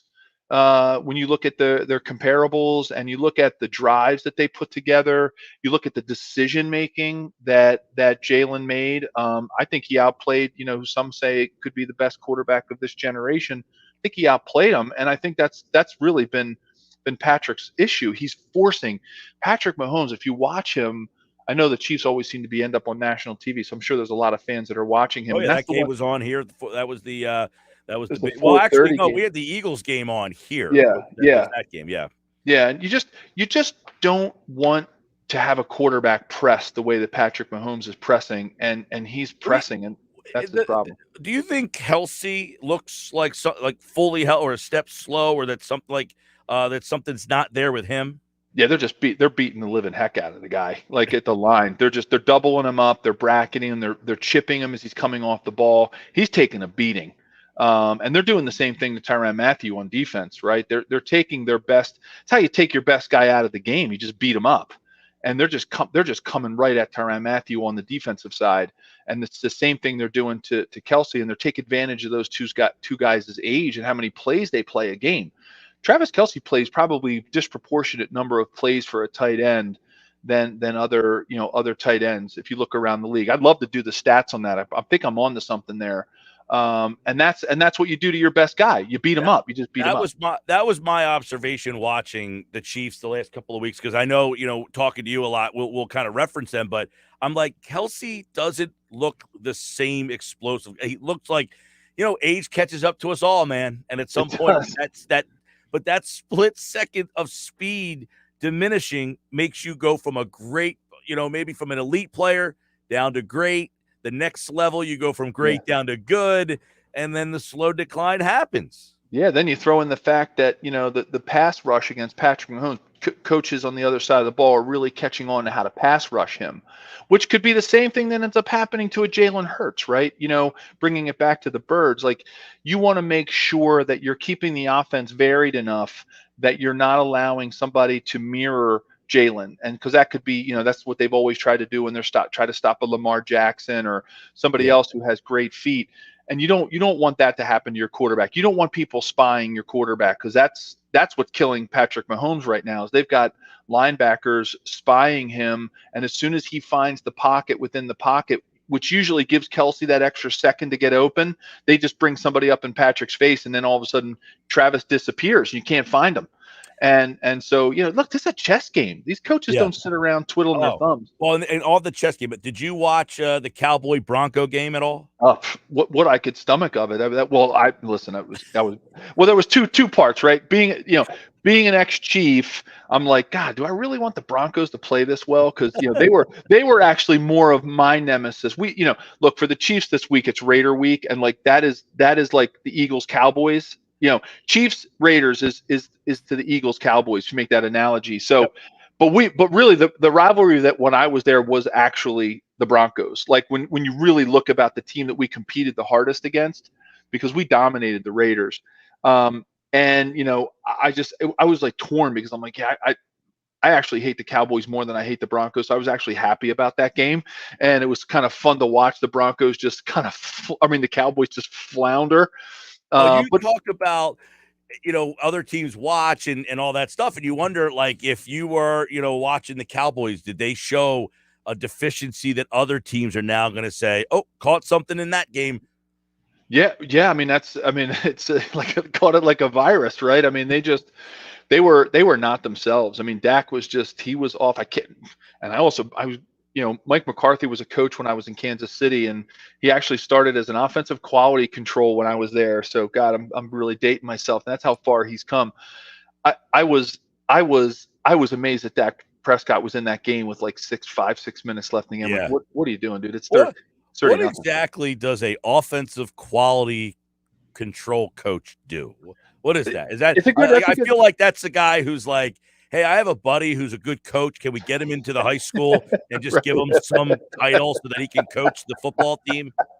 I love it, Mike. No, quality control is the euphemism for the person. Well, back when we were playing, they were the ones that cut the film, right? They would clip the film. They'd work with the video people. So they'd be the ones go down to the videographer and say, look, I need all of our 38 traps on third down on one reel. They were the ones that did all of the scout team cards, right? So I'm watching the Broncos defense. I'm the Eagles offensive quality control. So I'm looking at all the Broncos. I'm writing down, okay, these are all the plays that they ran against the Cowboys. Okay, which ones do you want me to draw cards up for the scout team to say, okay, when we do our scout team practice, I'm going to hold up a card and say, you block this guy, you run here, you pass here. So they're the ones that put all the football administrative stuff together for the OC. Gotcha. So they're just doing all that stuff. Now I'm looking at the clock and I'm like, oh man, we're almost out of time. This made me think of this is why I love these conversations. It's just like, we could just talk football, and it's like, so you guys put the film up. The Eagles are in the room right now. They put the film up right now, and they're looking at Denver. Are they saying, hey, this is the guy right here? This is the guy that we can go after. This is the game plan. We got to find a way to attack. And I don't know who that guy is on their defense, because last week they looked pretty darn good. But typically it would be Von Miller, who's not there anymore. Hey, This is the guy we got to go away from. This is the guy we got to figure out how to game plan. Right at him, this is what we got to do. Like, is this the day where you guys are kind of getting that Wednesday of, all right, this is who we're game planning for? This is it. This is the day you go out in that scout team and you start to get an understanding after having the meetings in the morning when you go out to the field of, all right, this is where we're getting an understanding of what we're going to do. And number one, I guarantee you, I hope that the Eagles' commitment to run is there, because the Broncos are horrible against the run, right? Their NFL rank has dropped. They're in the low 20s, high 30s there. So they've got to run the ball against them. They're allowing 130, 140 yards a game, 160 yards a game against the Chargers. So I think they've got to run the ball. So you're going to be a heavy dose of looking at run and who you're going to run, who you're going to run at, and where we're going to focus our thing. And if the Eagles, if Gannon is not looking up and game planning ways to get after Teddy Bridgewater with the absolute debacle that is the Broncos offensive line, there better be stunt packages between the defensive tackle and defensive end and between the two tackles crossing in the middle. There better be a heavy dose of corner blitz, a heavy dose of linebacker dogging up the middle. They've got to put pressure on Bridgewater with this makeshift line, because their timing is going to be completely off. Yeah, they got a lot of injuries up front this week. So Denver does. That's what they're doing. I hope that's what the Eagles are doing today, putting that run game plan in and really focus on how they're going to get the heck after Bridgewater. Well, those of you who make the commute at 5 o'clock on Wednesdays from work to home, I hope you're still sitting in the car in your driveway saying, like, hey, I can listen to this guy talk football the rest of the time. But we're out of time. Joe Valerio, the former NFL player from the Kansas City Chiefs. He's a local guy, Penn Quaker, 1991, at Joe Valerio 73. He hosts the podcast Believe in the Chiefs. He's a former Chief. He still talks Chiefs, but we talk NFL on Wednesdays right here on the Sports Bash. Joe, I look forward to it every week, man. Same here, Mike. Have a great week. Go Birds. Beat the Broncos. Let's go. I love the fact that you got all these AFC West teams when we decided to do this. Thanks, Joe. You got it, Mike. All right, Joe will be back next week here on the Sports Bash Live on 97.3 ESPN. He's brought to you today by Matt Blatt Nissan, the all-new Matt Blatt Nissan, now on the Black Horse Pike in Egg Harbor Township, right next to Home Depot. Visit them online at mattblattnissan.com. I hope you guys enjoy listening to Joe talk football as much as I enjoy asking him the questions and having him on. It's a very informative piece that I've had a lot of people comment. You guys text a lot about, man, that guy was great. I feel like we learn something new every single week. So I thank Joe again for being a part of the show. We'll do it again next Wednesday with Joe Valerio here on the Sports Bash. All right, we got another half hour to play with here on this Wednesday night, and I hope you'll stay with me till the end of the show tonight because Jeff Kerr, talking a little NFL with Jeff Kerr coming up next. Nick Sirianni said something today that stood out to me regarding Jalen Hurts, but is the GM showing a different message? I got that with Jeff Kerr coming up next on the Sports Bash.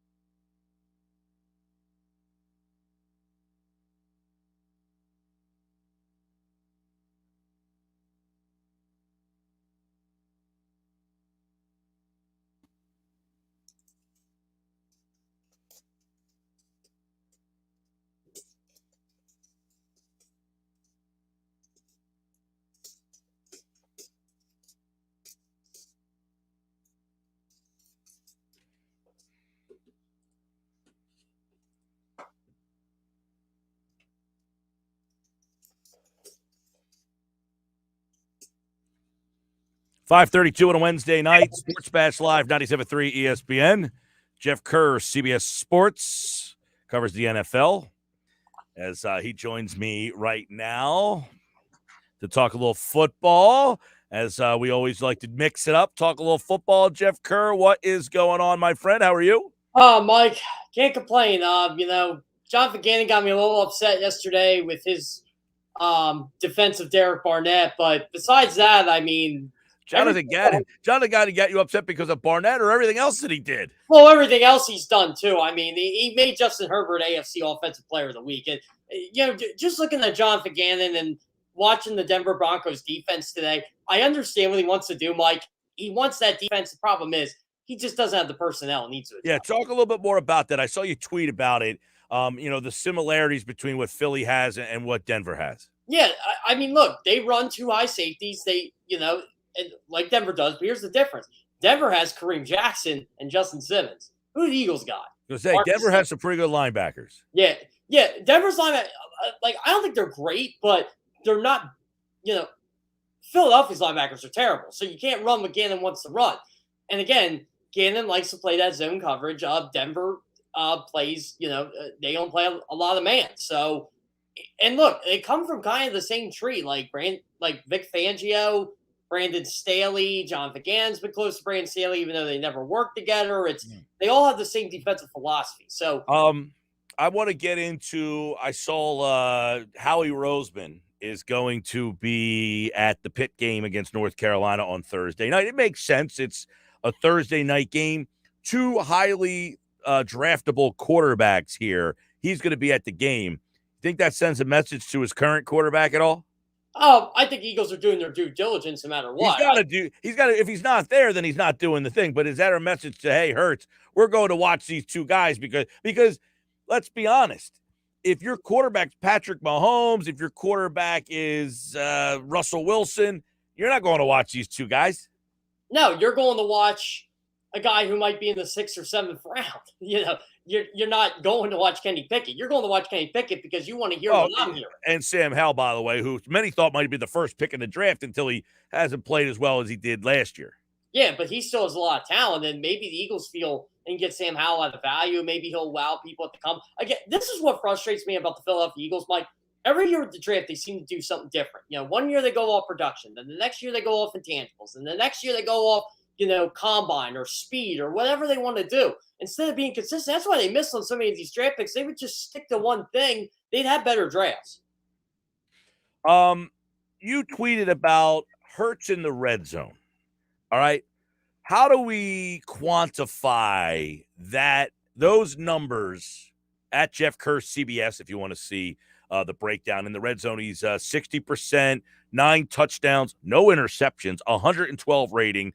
5 rushing touchdowns. So he's got 14 touchdowns in the red zone this year. Yeah, he's amongst the league leaders. He's how right do we quantify that, though, as who he is as a quarterback? I think he is. I know you're getting a lot of heat for that tweet. Yeah, I know. Well, thank you for tagging us in the tweet so I can see everybody rip you. A lot of people do like it, though. It is a mixed bag. I feel like it's, some people like it, some people don't. And the people that don't are like, well, they're 3-6. Well, yeah, I didn't realize it was Philadelphia Jalen Hurts. So, again, this is how I look at it. Look, when they get into the red zone, he's a dynamic playmaker. And I think Mike K from NJ.com pointed this out. They do run a lot of 13 personnel now, and it does benefit this football team when they run more 13 personnel in the red zone. It benefits this team when they run more 13 personnel across the board between the 20s. And I think you're seeing the results here. Jalen Hurts is a force with his arm and his legs. Does he have the strongest arm? No. Does he have the most accurate arm? No. But a lot of people said this too. This is impressive. How many touchdowns were taken away from him? I mean, he's already top 6, top 7 in red zone passer rating this year. He's with Josh Allen. He's with Lamar Jackson. He's with Patrick Mahomes. He's with Tom Brady. He's with these elite quarterbacks. So when Eagles get to the red zone, they seem to score more often than not. And they don't. And this is more of a good thing for Hurts. He hasn't turned the football over in crucial moments. Yeah, he's not a turnover guy. That's for sure. That's something there. Sirianni was asked, an interesting question regarding how do you quantify the quarterback, when he runs the ball for 15 yards with his legs as opposed to passing the ball and getting 15 yards. And his answer was, hey, 15 yards is 15 yards.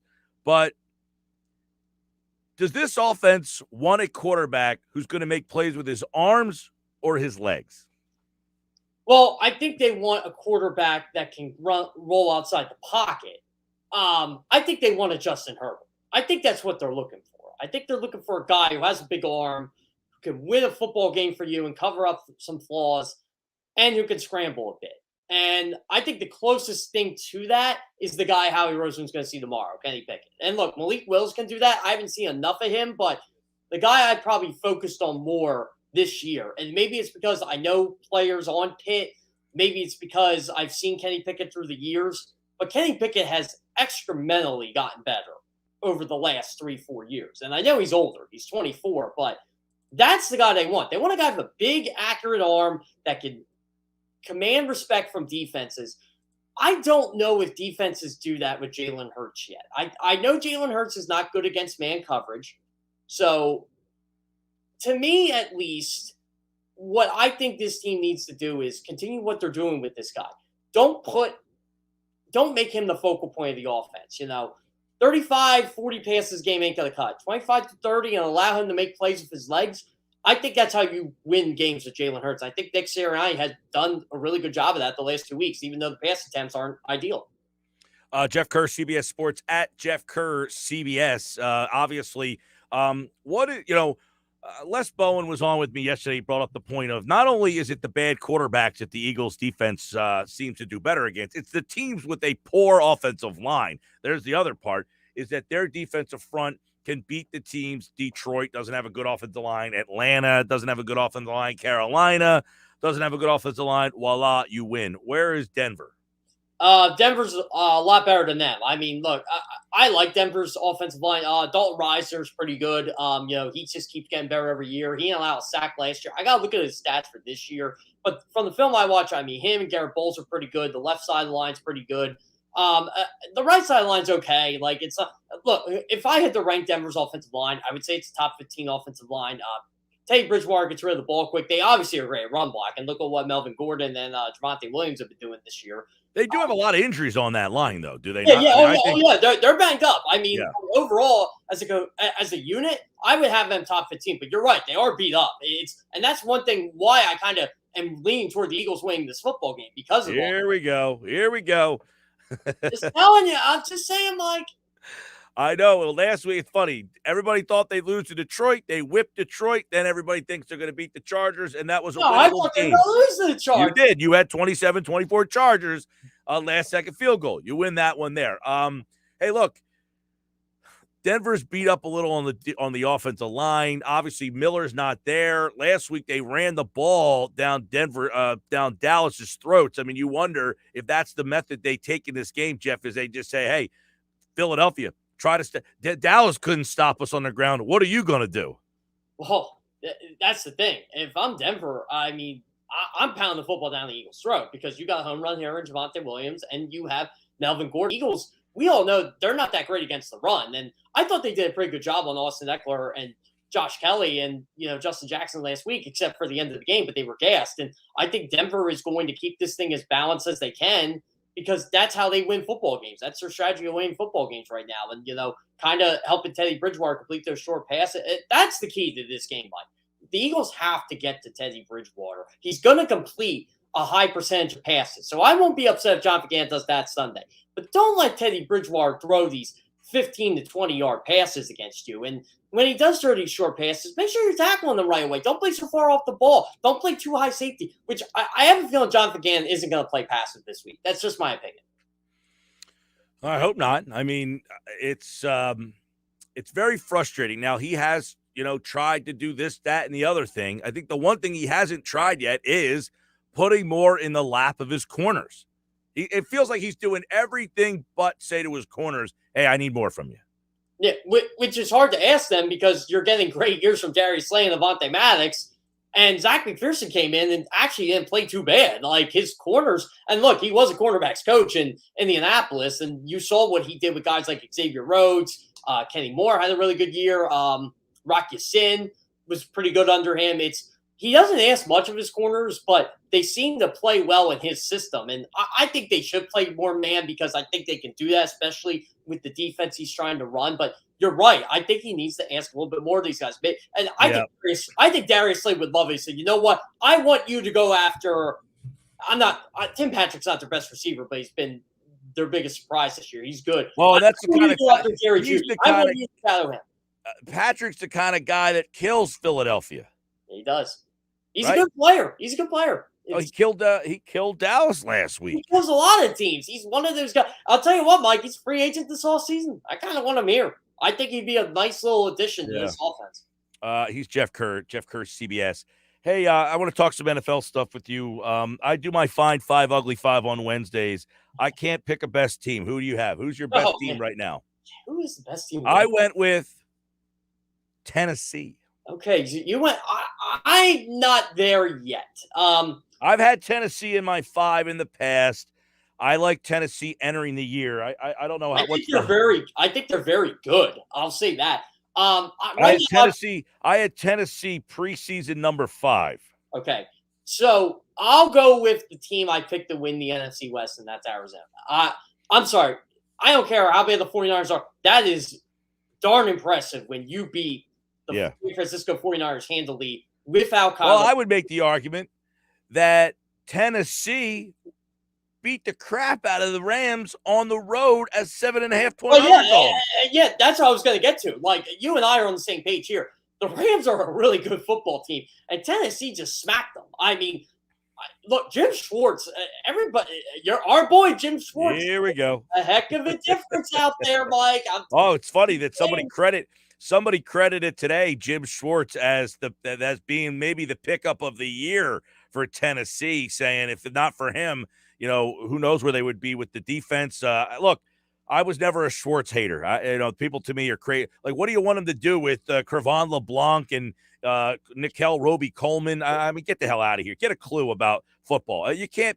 Michael Jaquette. I used to yell all the time, like, how is this guy on the NFL roster? Yeah, that's a good name. What Denver did to Dallas last week, you look at Denver and say they're finding themselves? Or is that just Dallas wasn't focused? I mean, that was an ass whipping. It was.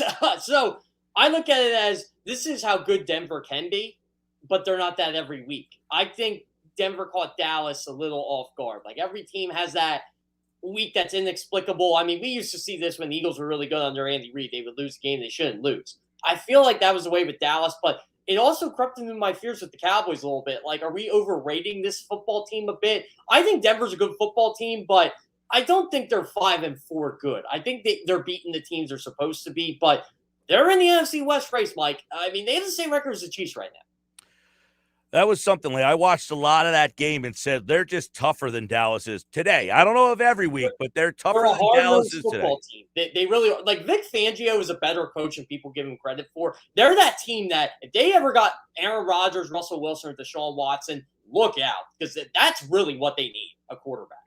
All right. Did you see I just changed your backdrop in mid-sentence there? Did you see how about that? Which backdrop do you like better, this one or this one? I don't know. I kind of like both there. I kind of like the little change. I mean, it's all self-promo, Mike. So, there you go. Hey, I say we got the new graphics package we're working in, and I made a quick tweak to yours as we were talking here. I got to get you the updated CBS Sports logo, though. That one's from, 2016. We've changed everything. Yeah, send me the new one. I'll get it up there for you. All right.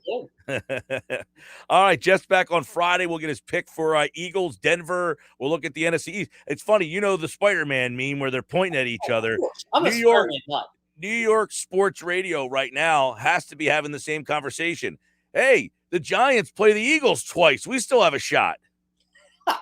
I'll tell you what, Mike. I can't wait for that Week 12 game. Giants fans are getting really excited for what the Eagles did to them last year, and I just keep telling them, you guys are 6-10. Like, calm down a bit. Like, your team isn't good. I think you're finally starting to realize Joe Judge isn't a good coach. Well, they're getting healthy. And they finally want to look. If you're a Giant fan, you're saying, "Look, we smashed the Raiders. The Raiders smashed you. So by proxy, let's fight." Yeah, I'll tell you what. I'll give the Giants credit. That's an impressive win. I didn't see it coming.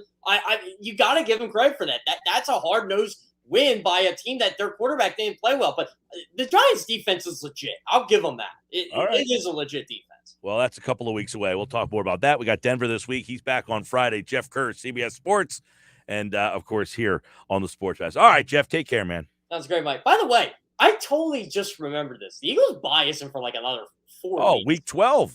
Yeah, is it week 12 or is it 14? 14. Yeah. It's late. It's in December. What a late bye this year. It is. It's for week 14. I didn't even know they're still doing buys in week 14. But they had one last year because Bruce Arians kind of liked it. Because he said it gave us a week to get ready for the stretch run, he called it. Well, they ain't lose since the bye. So. Well, the Eagles before the bye play the Giants, Jets. Then they have a bye. Then they have Washington, Giants, Washington, Dallas. Such a gauntlet. There we go. All right, man. I'll talk to you. Yeah, sounds great. See you. And bye. Jeff Kerr is brought to you by the expert solar team in New Jersey, EMT Solar and Roofing and Solar Guardian. Start your solar journey today. Learn more by visiting espnsolar.com. Jeff Kerr, CBS Sports. He said he liked Philadelphia in the game. We didn't get a score from him yet. He nailed the score last week. We'll get a score on Friday. I'm Mike Gill. I hope you'll follow me on Twitter at Mike Gill Show. And I hope you'll watch the show on our YouTube channel, streaming live video each and every day. Tomorrow, I will be live at Chickies and Pete's. I don't know which one tomorrow. Am I in EHT tomorrow or Atlantic City? I'm not 100% sure. I feel like I might be in EHT tomorrow. Am I away on Friday too? Or is that next Friday? I don't know. Just tell me where to show up. I'll be there. All right, we'll wrap up the show. Coming up next, Dave Weinberg tonight at 6:15. Kevin Durso previews the Flyers and the Leafs. That's all still coming up on game night. Josh has that from 6 to 7 on 97.3 ESPN and the free mobile app.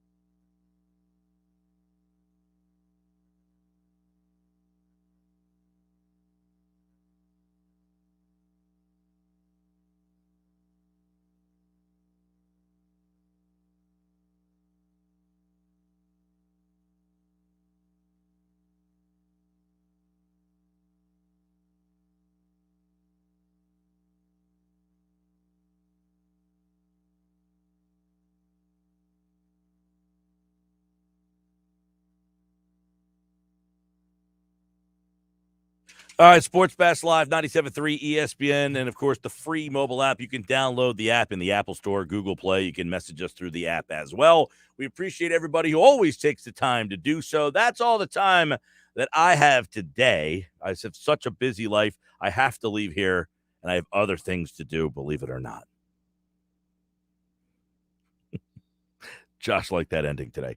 Hey, thanks to my guests today, Jeff Kerr, Joe Valerio, Jeff Mosher, Paul Hudrick, Mike McGarry. Those guys were very kind to come on the show and add what they added.